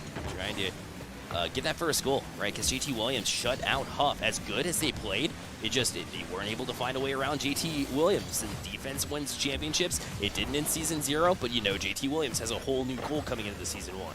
Yeah, honestly, this first minute has been crazy as we finally see JT put one in here with a bunch of shots on goal. Even Huff had an opportunity earlier. So, yeah, already seeing a bunch of shots already on net. Yeah, and now back at it again, the kickoff and in. That one's Nutella, able to put it in for a 2-0 lead. And JT is doing opposite what they did in Game 1. Game 1 took them a little bit of time. Huff, kept them out. And the last minute started putting it on Huff. Now, you see him in the first minute already putting up 2 goals. It looks like they found their rhythm. So I'm wondering, we saw the card designs last time around. As we see JT Williams go up 3-0 now. My goodness. But you see, JT Williams, some school spirit, all of them rocking red cars right now. Obviously it would be super cool to see those designs in game, but obviously that's something that's up to Psyonix. Yeah. And they have them for the pro teams, but maybe not at this level. But still, maybe some camaraderie. I mean, it is a mentality thing to all be grouped up together in team mindset. I like it. I would do the same thing if I was playing for school as well. I mean, just rock the same uniform, right? That's what they do in real sports as well. So why not bring that on the esports side? Exactly. For me, it's like, why not the orange for JT Williams? It's an option in the game. So it is what it is. They keep scoring goals like that, and it's totally fine. This time it's still able to make it 4-0 here for JT Williams. And that was the same scoreline we saw in the first game, but it didn't take as long this time around to get it done. Just 2 minutes already, and seeing 4 goals for JT. They're definitely feeling it. It looks like they got their rhythm back, and Huff just needs to kind of get back to the basics where, what did they do in Game 1 to stop this JT Williams team? What is going on differently? Did you see anything that's standing out? For me, it was Huff. In their defensive rotations, were constantly aware when one was beat and were able to step up in their plays consistently. It wasn't all about relying on an outlet pass. It was more so just holding on for their lives to some degree. And so, it's hard to kind of dissect that because that's a problem in its own regards. It's just about speed. JT Williams just a faster team overall. So Huff maybe dropped a little bit of speed. Maybe they're trying to a little bit too hard defensively to try and break out to create a little bit more offense. And one of the reasons why they're behind that shot again from JT Williams, but now a chance for Huff here in transition. Yeah, I mean, I definitely could see that happening where you're slowing down a little bit or even possibly trying to speed up too much, and then you have a little bit of miss hits. It kind of throws everyone else off rotation. So, yeah, a lot of very different variables, I guess, could be going on with that Huff team. But right now, JT is just handling business here in Game 2. Continuously just pounding one after another in the defensive Huff, needing to stand strong. But again, challenge to it. This will go above the net. Goes to Depp, couldn't get out in time. They're so ready all over the pitch and in the backside, the far post. They tap that one in too, and JT Williams continues this onslaught against a team that again is 2-0 here in the league. Yeah. I mean, it's unbelievable. Both of these teams 2-0, and obviously that can't remain after tonight. So right now, JT Williams is trying to pour it on, trying to intimidate Huff here for Game 3 because they just want to end up 3-0 because that is one of those teams. Also, we saw last season that was a top team. So I know we always talk about Audrey Kell and how they have the target on their back, but I also think JT Williams does too. Yeah, 100%. That's another team that you have to attack, especially a team that went to Game 5 against when Audrey Kell picked up Rux with Barris together at that LAN, and they got that close, right? This is a team that you cannot shy away from, especially when you have Nutella doing things like that. So I think you're absolutely right. And if you're Huff, you want to just get one back. That was very close. The chance here in the slot as well. Bar down. No, right on the goal line. And I know it's 6-0, but you just want to see them break through, and it's just one after another. They're still scoreless through 2 games. Yeah, that's one you want back, and it already almost slingshot it right back in for their 7th goal. But nevertheless, it looks like they're going to get it anyway as JT Williams gets their 7th goal already, Bear. That's incredible work from JT Williams. 7-0 the scoreline, and it's just being able to just constantly control the pace. For me, I saw a lot of opportunities. In that last challenge, when we talk about the 7th goal that went in here in this game, it was Huff with an opportunity to challenge by driving up on the ceiling. And that's something that you may have to consider. Those are things that you need to do. If you give him space in the air, this one's over already. And JT Williams has made that very clear that it's going to be the case on the scoreline. Yeah, and Nutella just always putting up new tricks for us here, on stream. It is just unreal what he can do, with his car. Those are new tricks, I tell ya. Nutella putting up work. And look at that chip shot. That's insane. Being able to read it, and that flip at the last second to catch the ball right as it comes off the ground gives it the velocity to just bury it. That is impressive work. JT Williams wants to make a case for being the #1 team here as everybody else has their eyes on Audrey Kell. Absolutely. I mean, looking for double digits here in Game 2, which is just unreal. And I think they got it. They did with 0 seconds remaining. JT Williams gets the goal and now wins the game 10-0 against Huff in Game 2. Unbelievable work. I did not see JT Williams putting up 10 goals against Huff, whose defense looked strong to begin. That's what I'm saying. Game 1, Huff was with them the whole first 4 minutes of that game. I was like, okay, they're going to reset, get back into it in Game 2. JT Williams heard that. They took off. They're ready. They're ready to play and try to close out. But before we get into that game number 3, we have another Stim submission, this time from the other side. It's the team that was hot on the pitch. They were also hot in Stim last season. Can they keep it up? Check this out. Yo, YTAG Nation! The JT STEM team might be a little young for a midlife crisis, but our app sure isn't. We're switching the app's purpose, introducing Fraud Friend, an anti-scam app. Users can look up scenarios to prevent being taken advantage of. Parents could give it to their kids to make sure they're safe on the internet, or senior citizens can use it to stay ahead of criminals. We are switching the focus, but the innovative features remain the same. We will keep our live newsfeed and advertisements to keep our app interesting and free. These features will set us apart from competitors. Now, let's move on to this week's challenge, the functionality. Here you can see the basic layout of our app. We have 4 tabs at the top: Home, Scam Spot, Fraud Feed, and Settings. Home is where the magic happens. There are 6 common scam scenarios and a field for outliers. Let's see both at work. Here, the user got a pop-up claiming that they have a virus, so they clicked on that scenario. The app now shows the user that it is a scam, they don't have a virus, and it gives them some helpful advice. Now in the outlier field, the user types high school scams in and sees a high school that is a scam. Oh look, it's Audrey on to Scam Spot. Here, a daily anti-fraud software is advertised to make money for the app, and more importantly, give people the tools they need to keep their data and identity safe. Next is our signature fraud feed. Here, you can see that the user has typed in loan scams as a keyword. The app has returned news on one of the most prolific loan scams in America, student loans. Thank you for listening. JT signing off.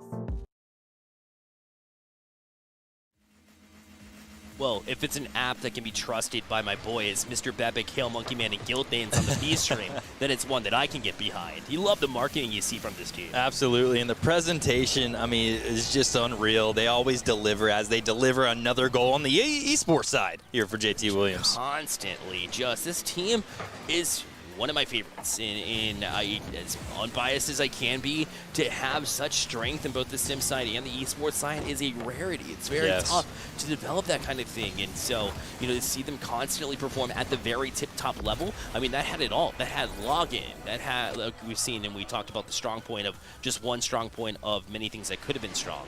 And then we talk about, in addition to that, the UI looked great. Yeah. Everything, the user experience seemed very cool. Plus, it teaches boomers like me not to get scammed on their PCs. So, I mean, what's there not to love about this squad? Yeah, I mean, that's great all around. And like you said, I mean, that they always deliver on the STEM side and, of course, on the esports side, which is rare. It is one of those things where it's really hard to obviously have a really well-rounded team going from something that you're not even doing. So maybe if one of these players on the esports side sees the STEM team is just doing work, what they've been doing, and you got to say hats off if you're on that, if you're in the school. Just hats off to JT Williams as a school, as a competitive on the esports side and also on the STEM side. Yeah, and of course their support. Their support's crazy. Yeah. Constantly. The STEM team, the ones that aren't already actively involved in Rocket League are in the chat and hanging out and supporting the Rocket League team and vice versa. I mean, rising tides raise all ships. You support one side, like the STEM side, then suddenly your esports team comes alive. That momentum can be felt and is felt for JT Williams as they have gained this 2-0 lead so quickly, too, in this game number 3 and a chance to close out, and they just will not let off the gas. Yeah, no. I think the only time they had a shot, was at the beginning of that first game where they were kind of keeping up. Huff was keeping up with JT, and it really looked like it was going to be a kind of a close game or a close series. And right now, JT is just trying to make you think otherwise. And that angle itself, good save, though, to dig it out from Ghost Adapt and hopefully spark a little bit of life in this Huff offense that is still yet to score a goal through 2.5 games. Yeah, the defense was there in game 1. It's just the offense has not been, but that's also great for JT Williams' defense. I mean, there's nothing really I can say too much, bad about Huff because, they're playing, they're doing what they do, but JT Williams is just a little bit faster. It was a good-looking shot there for Huff to try to amp things up a little bit, and obviously they need the next goal. Otherwise, it'll be a problem. That was almost a redirect there at midfield. So they have all the right ideas. You're right. But just all about that execution. And JT Williams doesn't let up many chances. That one, a little bit sketchy, but they still bait it out. As that one pops high, back towards the box of JT Williams. Huff still trying to challenge, find their first goal.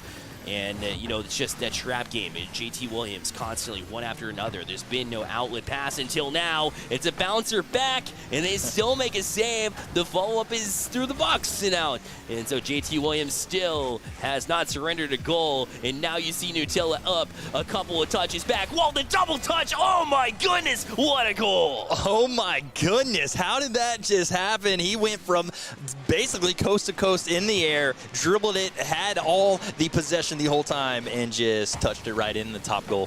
Incredible work from a mechanically gifted player, that any kind of hope that was left here for Huff had been taken away just from that standpoint alone. I mean, you talk about, those heavy, high mechanic goals. You don't need them. These are fundamentals that you're working on in order to beat a Huff team. But to do that in this moment when you're already up 2-0. Yeah, especially, if you're Huff and you see that. I mean, there's nothing. You just look up. What else can I do? Yeah. I mean, hats off to Nutella for being able to do that. But, I mean, jeez. Yeah, that was the definition of nail in the coffin. Yes. Huff will have to go back to the drawing board, it would seem. 1 minute left. Yes, there is a possibility for them to come back. But just constant pressure here from JT Williams. Huff needs to get a goal here to get bring some morale back to the team, so that way they can go back with the coach, kind of reanalyze and see what they can improve for next week. Absolutely, and there's still nothing really to hang your head down on this series. You're playing against a great team. You're still 2-0. I mean, until this game finishes, then you're 2-1. But either way, you're still positive. In the standings. Just everything's still looking up, so there's nothing to hang your head down. Just learn from this game, like we just said earlier in the stream. Yeah, exactly, because Providence went up against JT Williams and, gave them a run for their money, actually, Yes. with a 3-2, but still had dropped that series to a very strong JT Williams team, and they turned it around here this week. Maybe it's not Huff's week this time around, but they will try to carry it into next week and really forget about this week here as a whole. JT Williams looking to get the perfect sweep, goes through the box here, trying to keep it away from them as well, and now up to the ceiling he goes. Will they be able to keep it up for Huff to get the only goal here of this series for them? Well, not quite yet, as this one will make its way eventually to the ground. Nutella to kill it. There it is. It's a perfect sweep there for JT Williams, as they're able to just go through via offense, but more importantly, their defense shined. I mean, I think everybody was just holding their breath when that ball was up in the air for the last, I feel like 30 seconds, just nonstop. I mean, but hats off to both teams. JT just came out, came out a little slow. Huff was keeping up, and then just didn't look behind him. That was just a performance and a half, I would say. Highlight reel goals. You had just premier defense. You had passing was on point for JT Williams. There was nothing to really, go back. I guess I jinxed myself. I was like, when you win, there's always something where you can improve. And maybe there's like one or two scenarios where they hit it backwards, and they didn't quite get the intention of what their play was. But other than that, that's about as close to a perfect match as you can get. Yeah, I mean, if you're JT Williams, like you said, I wouldn't look back. I mean, just go forward, look what's going on in the upcoming week, and handle business next week. And JT Williams' STEM team, they have never looked back either, but were they able to get the first 3-1, even a 4-0 on the STEM side? There's only one way to find out. All right, we're back. Week 3, Varsity STEM Challenges. We're still in the app dev world. Again, they've gone through the whole week. They've had their module and curriculum learning, using tools, and then submitting their end products that we are seeing evolved. Huff, the solar portal. Again, very cool concept. I liked it. Strong video production once again. And I like that they showed us that back end and cited the tools that they were using. That's a really cool thing that I think everyone should learn from. I still think this is fairly static in what you're showing.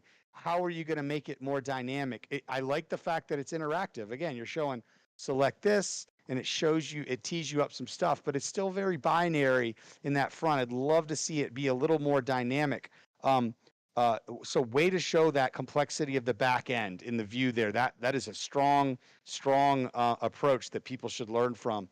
Again, I'm going to go back to my theme. What's the hook? What is the hook of why people are going to not just use it the first time, but continue to use it? It is a really cool topic area you're delving into. But I can see people saying, oh, this is cool. They're my friends or my family. I logged in. I used it. I can't see them coming back to use it again. I can't see people who don't know you using this yet because I haven't seen that hook. 100%.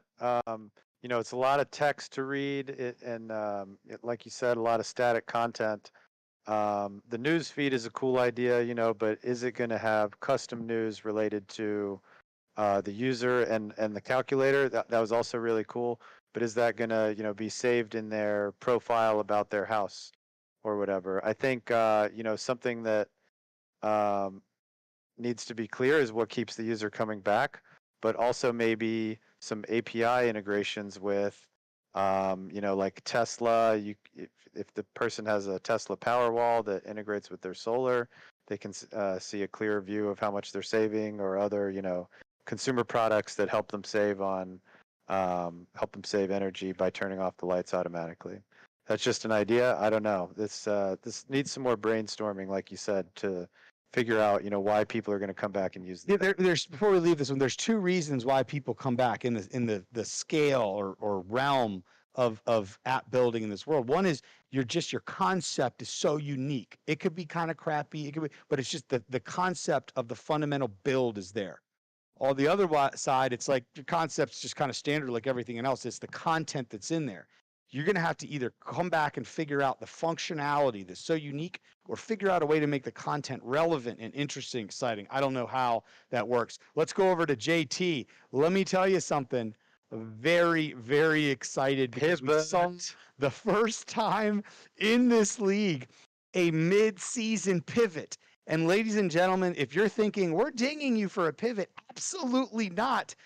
Startups pivot all the time, and it is in fact the startups who recognize a pivot is needed in midstream, even though that puts them behind, that sometimes end up making it to the end of the journey to that bucket of gold. So amazing job on that pivot. Fraud friend. This goes back to what I just said. There are some ideas that are just so fundamental in their functionality that alone, if you don't screw it up, could end up being something that makes it unique. So Fraud Friend is really dope. What is it gonna do though? I think that's the thing. Like, and again, you should be creating this, I think, for your peers, not for adults, but for your peers, because you have a unique view for younger Gen Z folks of what are the fraud elements in this world that they would care about and that they think that they would be like, hey, I would like to know more about that and know how to protect myself. So look for inspiration out there. Take a look at things like Credit Karma, right? That's a great example of an app that adults use that is their kind of in their pocket fraud friend, making sure people aren't ripping off their credit scores and different things like that. What is your version of that? Because that obviously isn't going to apply to your demographic, but very cool. Yeah, so love the pivot. I think one thing you're going to have trouble with is getting people to sign up on first viewing, because people have this kind of default mode that they think they're secure, and you're almost going to have some kind of static page that is very Google search optimized to help draw people in initially when they're trying to figure out if something is a scam or not. This could kind of be like Snopes. People are always trying to Google whether something's true or not. Snopes is kind of the central database for that.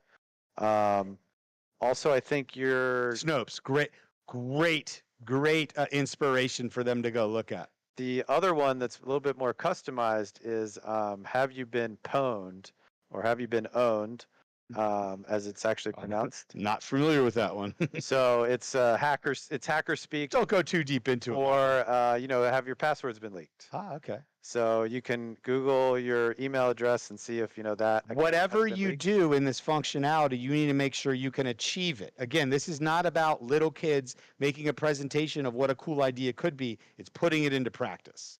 Yeah, no doubt. So I think you guys might need to connect it to Webflow. You can Google that. It's part of Thunkable. And score time. Let's go. Score time. I'm going to go to JT Williams because I love the pivot. Oh, that pivot is strong. Here, that you put me in a tough position there, buddy. So I'm going to go 1-1 because I see potential with Huff, but I believe that they have bitten off a really difficult topic. And I also I love what we saw with the pivot with JT, but at the end of the day, like I'm personally giving them extra credit for the pivot and accounting for the fact that they've started over and they're not 3 weeks in.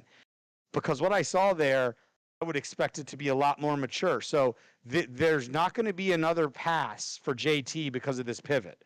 And I don't want to completely demoralize Huff because I just think they're going to have to get really creative. They might need to consider a sub pivot. I don't think they need to pivot all the way away from where they are, but a sub pivot on the track they're on. So that, my friends, is going to bring what was a really interesting matchup here down to the end of the week 3 score. JT Williams 3, Huff 1. Did it happen? Not a 2-2? We finally did it, Bear. We did it. But the thing is, though, Tark is still the good cop. Yeah, exactly. Bit of a different look here. Just like he's feeling JT soft Williams today. Pivoted, just like JT Williams pivoted, sometimes it's the good things. And I think that scoring was fair. And I think Tark was put in a difficult position because that what the effort that Huff put in there was worthy of the points alone. But, I mean, when you're facing JT Williams on the STEM side or on the esports side, you're in for it. So I think a 3-1 is definitely well deserved. I mean, I do agree. JT Williams always performs great in both esports and STEM. It's unreal.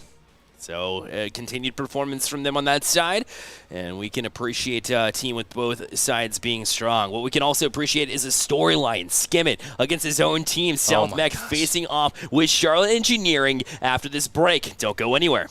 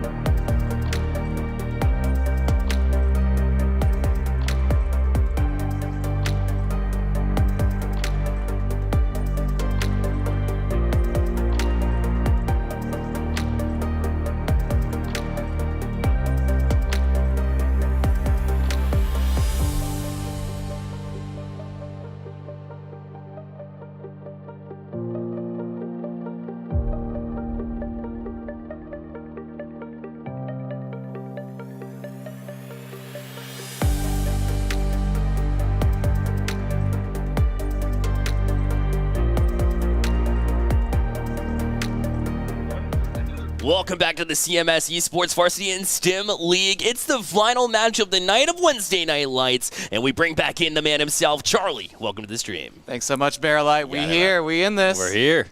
In this, with the storyline to kick things off, Charlie, I say kick things off to wrap them up. It's going to be Skimmett facing off with his former team in Charlotte Engineering. It's just popcorn. It's popcorn, right? You know, if I'm College of Engineering, I'm like, what? We weren't good enough?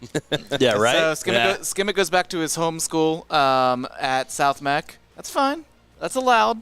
But Charlotte Engineering is a team that's jiggered up the lineup a little bit a couple times and was pretty dominant last week against Hopewell. So it's a team that had to like find its identity after a star player left, the Golden Glove and Golden Boot from last season. Meanwhile, South Mech opened up with AK, which was a highly anticipated game. It did pull one game off of them, and they were pretty successful against a pretty good Myers Parks team. Agreed.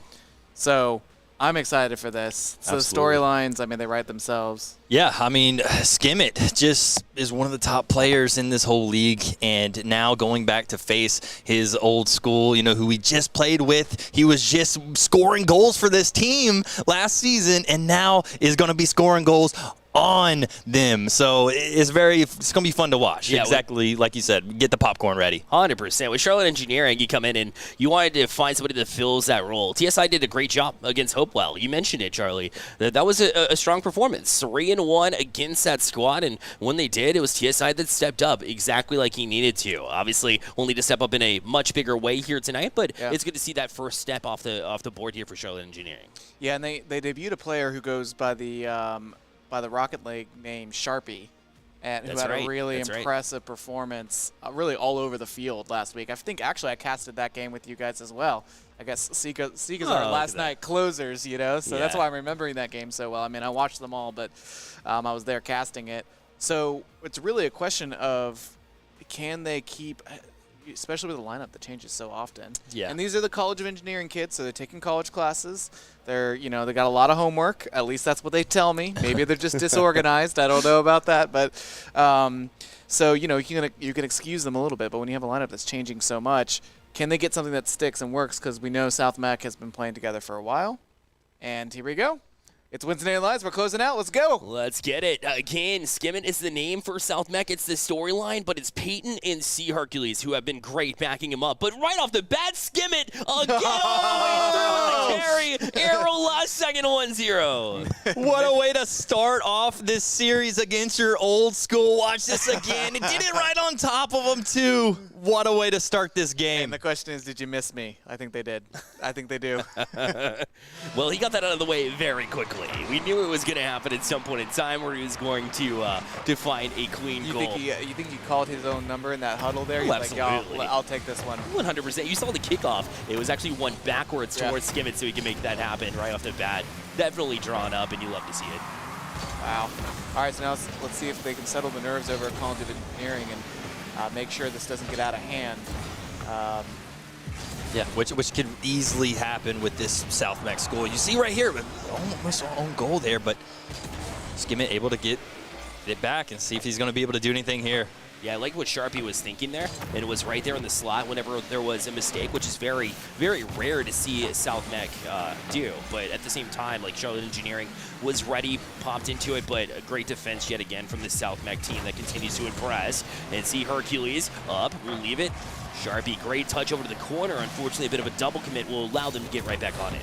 Yeah, looking back, we talked about this off-stream, Barris. We see a double touch right there off the top backboard. You see him slamming it in. Guess who it is? That nonetheless, it's Skimmett dropping it down.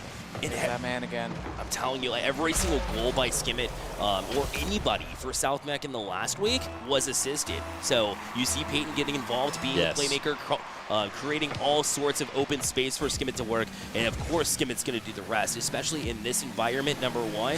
And number two, when you're just capable of making those dynamic plays.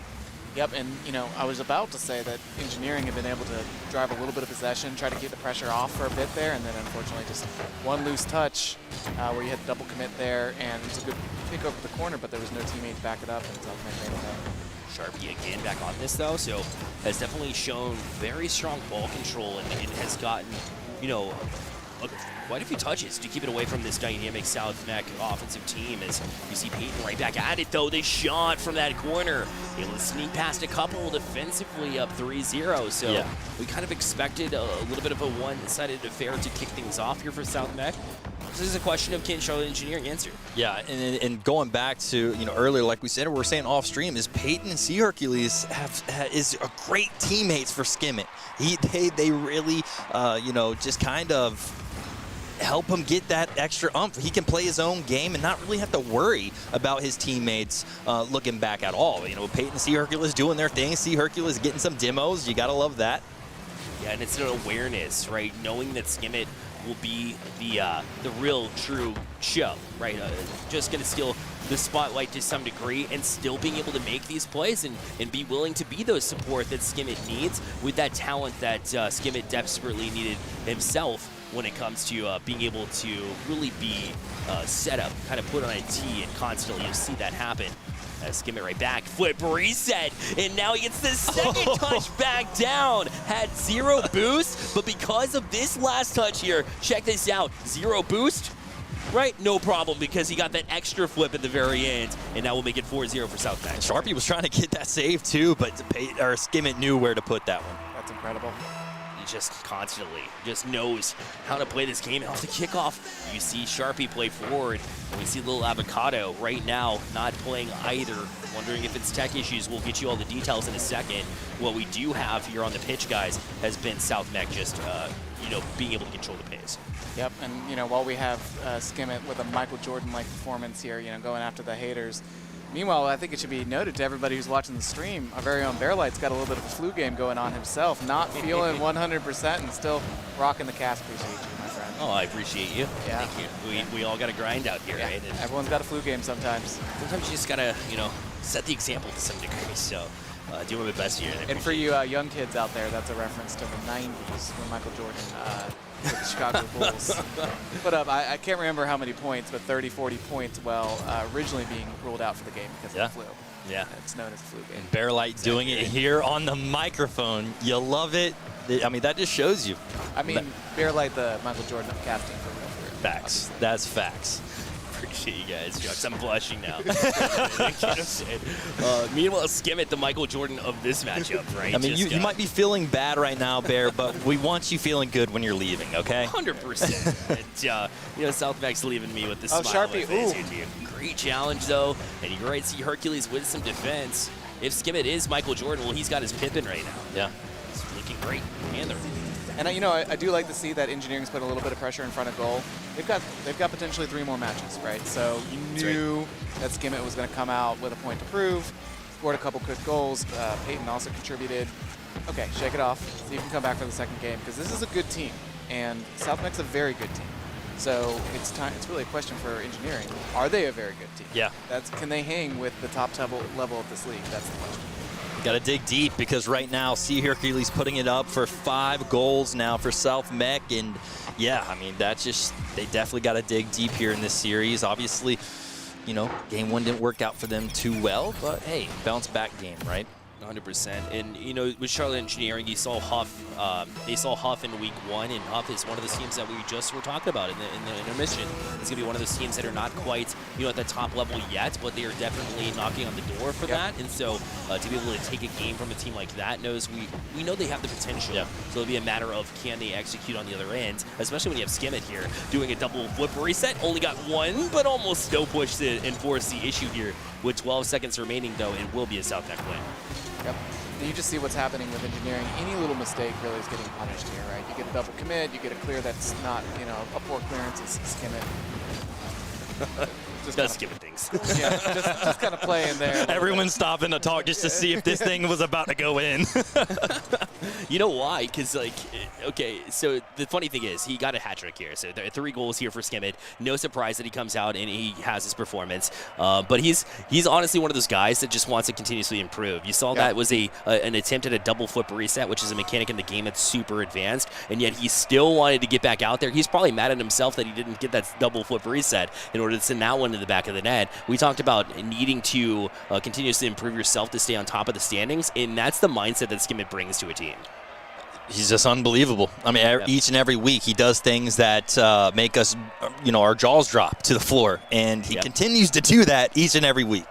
Unbelievable. Now, one thing I'll mention, I mean, South Mech, really talented and effective Rocket League team, but struggling a little bit on the STEM side. Actually did not get a submission in this week, so they're going to get a big offer on that. And the STEM scores plus performances in a couple of the other matches mean the entire team's kind of towards the bottom of the overall Esports League standings. So, my challenge to, if you got any South Mech people out there watching right now, go help your boy Rory's Heart, if I could say it. There you go, Rory's Heart, out on the STEM side. Get a few more players from your school. We're going to come in to do a lunchroom takeover at your school here soon to recruit some more players.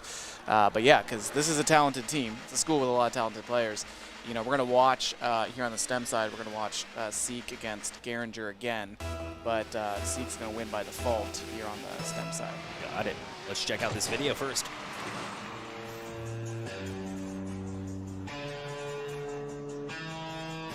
Hello and welcome to the Seek Project Week 3 overview. This week we'll be showing the functionality of our app. The purpose of our app is to make sure that it's fully functioning, user-friendly, and will teach users about the many benefits of clean energy. This week, our team did research on various topics related to energy use in our world, such as renewable and non-renewable energy resources. We use this research and use them as teaching points for the users of our app, and put them in various sections of the user interface, as shown here.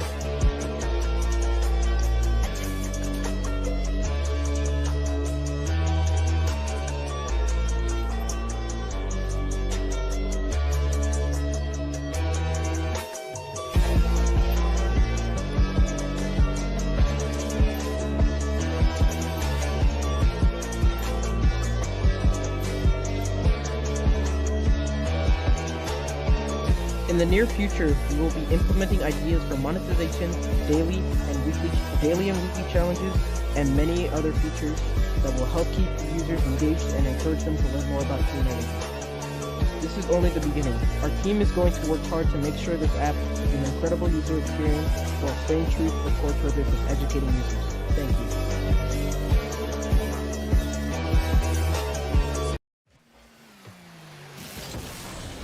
Into game number 2 we go, as we saw what Charlotte Engineering was able to build here. Yeah, I'm really impressed by the Charlotte Engineering STEM side of things. I mean, you expect that. Yes. Over there, these overachieving kids taking some college classes. I wasn't doing that in high school, but well, I guess I ended up here. So anyway, no comment on classes to this count? Yeah. I mean, not quite. Yeah, there you go. You got some over there. Yeah. One or two. I mean, actually, to tell you the truth, I graduated. Oh wow! All right, love it. We don't talk the subtle flex. We don't talk GPAs on the cast. Okay, that's just not something we bring up. Also don't talk about how long it took me to get to college. Super senior for days. Oh man. Meanwhile, 3-0. I would have had a little bit higher than that, but that's the score in the game here. Oh, yeah. A 3.0 was actually, I think, what I eventually ended up with. So. There you go. At UNC Charlotte, no less. Not too shabby, not too shabby. Oh, my goodness. And that 4-0, that's a little closer to what I had. There you go. Peyton putting the pressure on and just sticking with the play. Every single member of this team, you constantly bring up Peyton as well, in addition as support, but C. Hercules does the same thing. It's great. Where we first saw C. Hercules is in the preseason JV tournament, actually. South Mech came out of nowhere. I think they were maybe 500 during the regular season, and we did a little preseason JV tournament. It's 5-0 now, and Skimmett was not on that JV team for obvious reasons, but C. Hercules was. Yeah. And C. Hercules came in, and we had an undefeated JV team from Audrey Hill, actually. We can see why. Yeah, with that goal right there. And honestly, South Mech trashed them. So, lots of, again, there's talent at that school, guys. Get your STEM together. Come on now. You've got depth. Yeah. And we see Rory's Heart constantly in the chat for the esports team. So give him some love. Yeah. Make sure that he feels, the credit that he deserves. He needs it. 10-4. Oh my goodness. Almost a back and forth. He's on the tic-tac-toe idea. Peyton back at it though. He'll get the flip reset and try to toss it back. Sharpie able to end that thought process though. So you love to see him still working his butt off here. Oh man. Sharpie got demoed as he was chasing that ball there, and I thought Io might be able to follow up, not quite.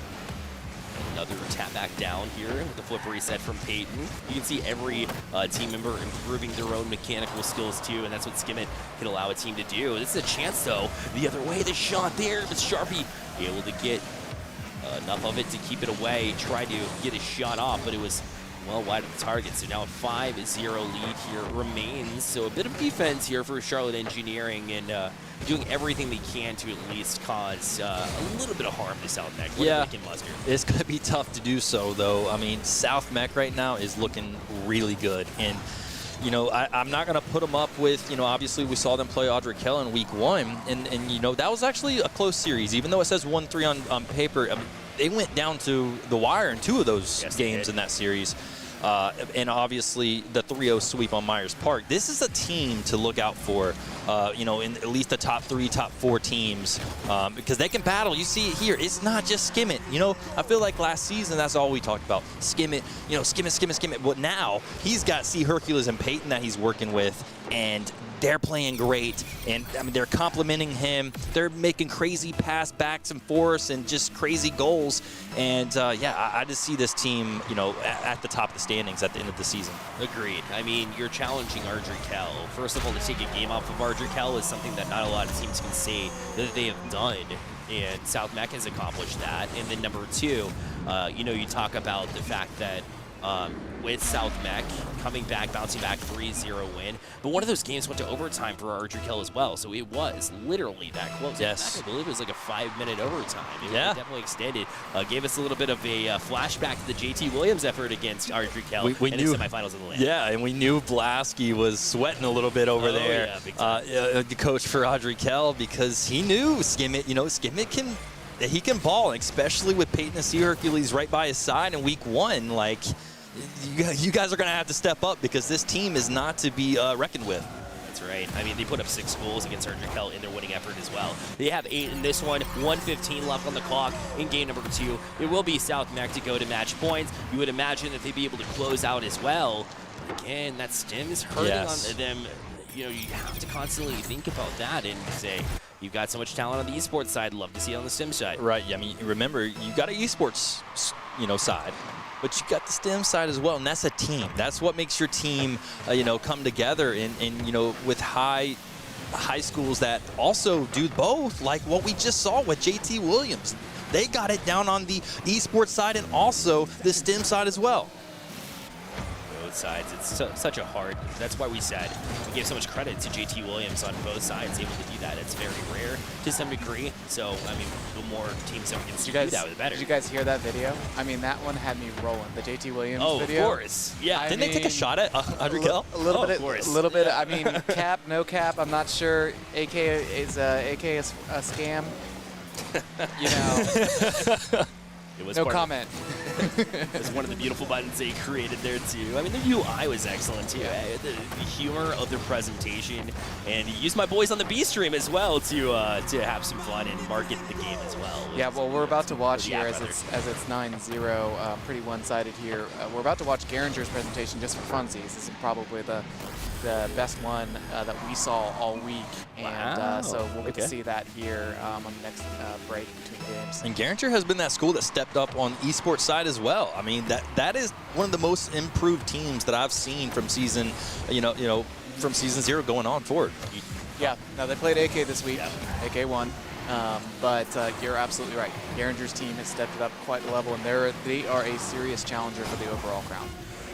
Because they've got a Valorant Smash team that's not too shabby either. Wow, that is literally every facet. That's crazy to me. And as South Mech will wrap this one up with a one-sided affair yet again for a Game 2 win. They'll look to close out by sweep in game number 3. And just look at the shot count. It speaks for itself there. 16-2 on the shots. Sharpie doing everything they could, but couldn't quite manage that one. But I'm excited to see what, in your eyes, beats the JT Williams presentation, or does it? Well, I didn't say that. I said one of the best. One of the best. I don't pick favorites. Everyone always accuses me of doing it. But yeah, we're gonna watch this Geringer one here, and it's really good work. GPay is a personal financing app where users can manually enter their money and keep track of it through 2 money allocation systems, budget and goals. The budget system allows users to decide how they want to spend their money. Money will be taken from the user's main wallet and can be returned by deleting the budget. There are two main types of budgets, expiration and repeat. Expiration budgets are single use and do not reset with time, rather they are disabled once the expiration date is reached. The other main type is repeat budgets, which are timed to reset back to the maximum amount at the budget's appropriate time. There are three types of repeat budgets, daily, weekly, and monthly, which resets at the end of each day, week, and month respectively. The goal system lets users create saving goals. Money can be added to goals through the transaction system rather than by automatically removing the money from your wallet. Users can select between two time limits, no limit and limited.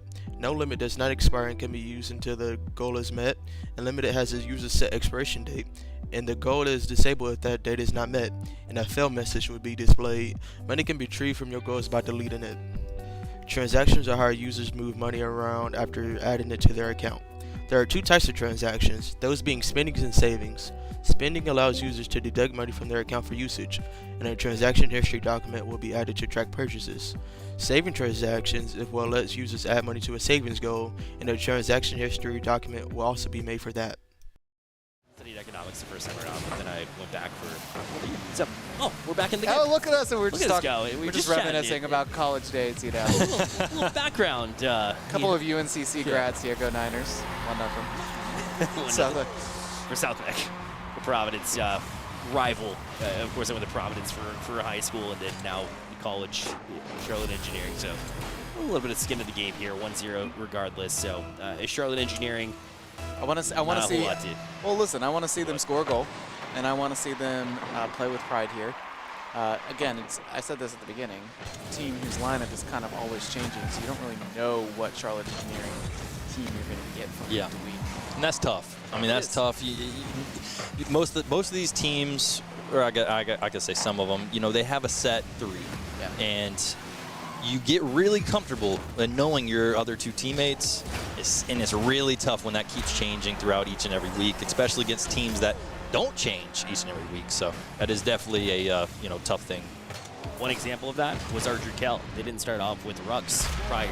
We talk about halfway through the season, and you incorporate Rux actually towards the end of the season, I believe, and then now they become this monster team that everybody's talking about. Is that going to happen to Charlotte Engineering this time around? Maybe not, but what is happening is maybe a step in the right direction. We're able to find a team that they can gel with. Yes.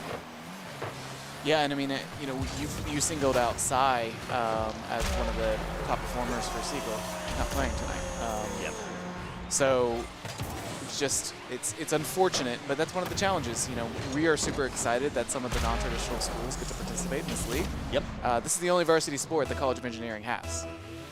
They don't have a football team, baseball team, basketball team, anything like that. And so, you know, we're excited for that, but some of these non-traditional schools have very specific challenges. So we don't hold that against College of Engineering, other than the fact that we expect them to dominate this league. That's facts. That's facts. That we expect. But other than that, you know, everything's gravy. With CLT virtual, I mean, it's so cool to see in a non-traditional way. Obviously, their only varsity sport as well. Unfortunately, they do not have a football team. What, virtual football team? Madden team? There you go. Who knows now? Who knows now? I mean, times are changing, fellas. Well, I mean, in the fall, no spoilers, but in the fall, yes, they will have a virtual football team. That's my alley right there, Charlie. That's me. Get something out of you. There we go. There it is. I know. I always like to drop the dimes, you know, little tidbits that. And actually, I'll mention one other thing. We've got another district that's going to be joining us starting. They're not going to be in the same league, but Lincoln County Schools is going to be starting up in April after spring break. Exciting news. 2 leagues in one? Let's go. go. So we're going to be matching the CMS winners, at least in Rocket League, will be matching up in some way with the Lincoln County winners. We're going to see how the competitive balance is. And then there's another league that's up in Greensboro that we are partners with, and UNC Greensboro, and their winners will be facing off. Kind of a Super Bowl. I like that. That will be after our district level championship. Bit of a state champ situation going on. Oh yeah, Love Super Bowl. Oh my goodness, that's too cool. Well, speaking of too cool, Skimmett, so cool. In his ball control there, as you saw, flip reset, brought it back down, and then flicked it afterwards, back at the net. Goodness gracious. Just another day in the life of Skimmett doing flip resets and a bunch of other, things most people can't do. See Hercules puts one in for himself. That's his first goal of this game. That's right. Well, CMS League has a bit of a responsibility when it comes to Lincoln County coming in and teach them how it's done, right? To say, hey, here's how you put together a STEM project, right? We've been doing this for what would be 2 seasons now. I know it's season 1, but we had a season 0, so really leading the way, let you know what setting the example. Exactly, and setting a standard, right? And I feel like each and every season, that this league goes, it just gets better and better. I feel like the expectations grow and grow in each and every week, which means each season's even better. So it's always great to look forward. Season 0 was awesome. It came down to everyone in one building and getting the crown champions of the STEM side and also the esports side. And you got to love that, especially if we're expanding into other districts. That's right. I mean, imagine the environment. It was already spectacular. And so adding to that is going to be a whole different dynamic. So love to hear that. Also love seeing that Charlotte Engineering is really hanging with this team. I know South Mech is getting fancy with it, freestyling, as we call it in the Rocket League realm, and saving their own shots as well to kill some time, and looking fancy even doing that. Yeah, Skim is like, dude, let me keep scoring on my old team. Peyton's like, no. we're not gonna stop the team. We're not gonna stop the game anymore. As Peyton scored it this time. I know, right? Yeah, he's like, hey, let's pause, and I want the goals. Not he's able to do. Look at that touch, by the way. I mean, that's just filthy. And Peyton does the rest. 7-0 now the scoreline. I know that it was South Mech freestyling to some degree, but Charlotte Engineering able to get a couple of big saves there late. Would like to see one back here, and not by South Mech's attempt to get the result. Yeah, absolutely. I mean, Charlotte Engineering knew going into this game it was going to be a tough one. They knew that Skimmett was out for them. I mean, if you didn't know that or expected that, then I'm not sure what they were thinking. But I feel like a lot of people knew that Skimmett was going to be out here performing just like each and every week. But also he's got teammates that can put up numbers as well, and that's what we saw this whole series. That's right. I mean, just constant 3-way balance that we've been talking about since the get-go. Peyton has stepped up on the score sheet, but you see Hercules constantly causing some chaos. Did not know that he was actually lined up as a JV player prior. Yeah. New news for me. You have to prove yourself, and that's exactly what he's been doing, not only to obviously get a varsity spot, but to keep that varsity spot with so much talent behind him. And that's just motivation for any of these JV players who are watching the stream right now. Hey, I mean, your time can easily come. It could be this season as a fill-in. Someone might not be able to make it, or even possibly in the next season and perform like C Hercules is. And wow, this another one, 8. Just mesmerized. But yeah, just going off of that is just always be ready, because your time could literally be next week. That's right, 100%. We have another matchup going on in the B channel, by the way, so just go to your browser and open a new one and just add B to the end of this one, and you have the B stream where East Mech's facing off with Philip O'Barry. That's bound to be a good one, too. But it'll be South Mech with the clean sweep again. Man, we've seen 2 of those here tonight. South Mech stepping away. The storyline remains that Skimmett was going to take this one, and I think there was a big reason why. Yeah, I mean, I think everyone knew what was going to happen, and Skimmett didn't. He didn't disappoint. He did exactly what we all thought he was going to do, and obviously a phenomenal performance with him and his teammates. That's right. Well, discounts. That was just a review of 2 of the submissions that we've already seen before, so no judging, which means that brings us to the end of the time for Wednesday Night Lights. So your final thoughts here on the matches we saw today? I mean, matches-wise, everyone's improving, and I always say that every week, and that's. But that's the thing. Everyone's stepping up, and I love to see that. There's not really teams that I'm like, could have done better. Obviously, in their heads, they can, because obviously each and every week we see improvement. But just knowing after some losses from last week, coming back into this week, and now getting some wins, great feelings, great vibes. I love it. from the get-go. Discounts, thank you so much for joining me yet again. Of course. And, of course, I've learned myself that everybody knows that Ardrick Hill should be the one with the target on their back through all their presentations as well. I thought that was very clear, too. Well, we thank all of you for tuning in, as always. Number 1, for being here. Number 2, for staying the length of the stream. We appreciate your support in every single way. A shout-out to all of our sponsors as well for being so supportive here on the CMS League stream. And thank you so much for tuning in again. Hope you have a great night.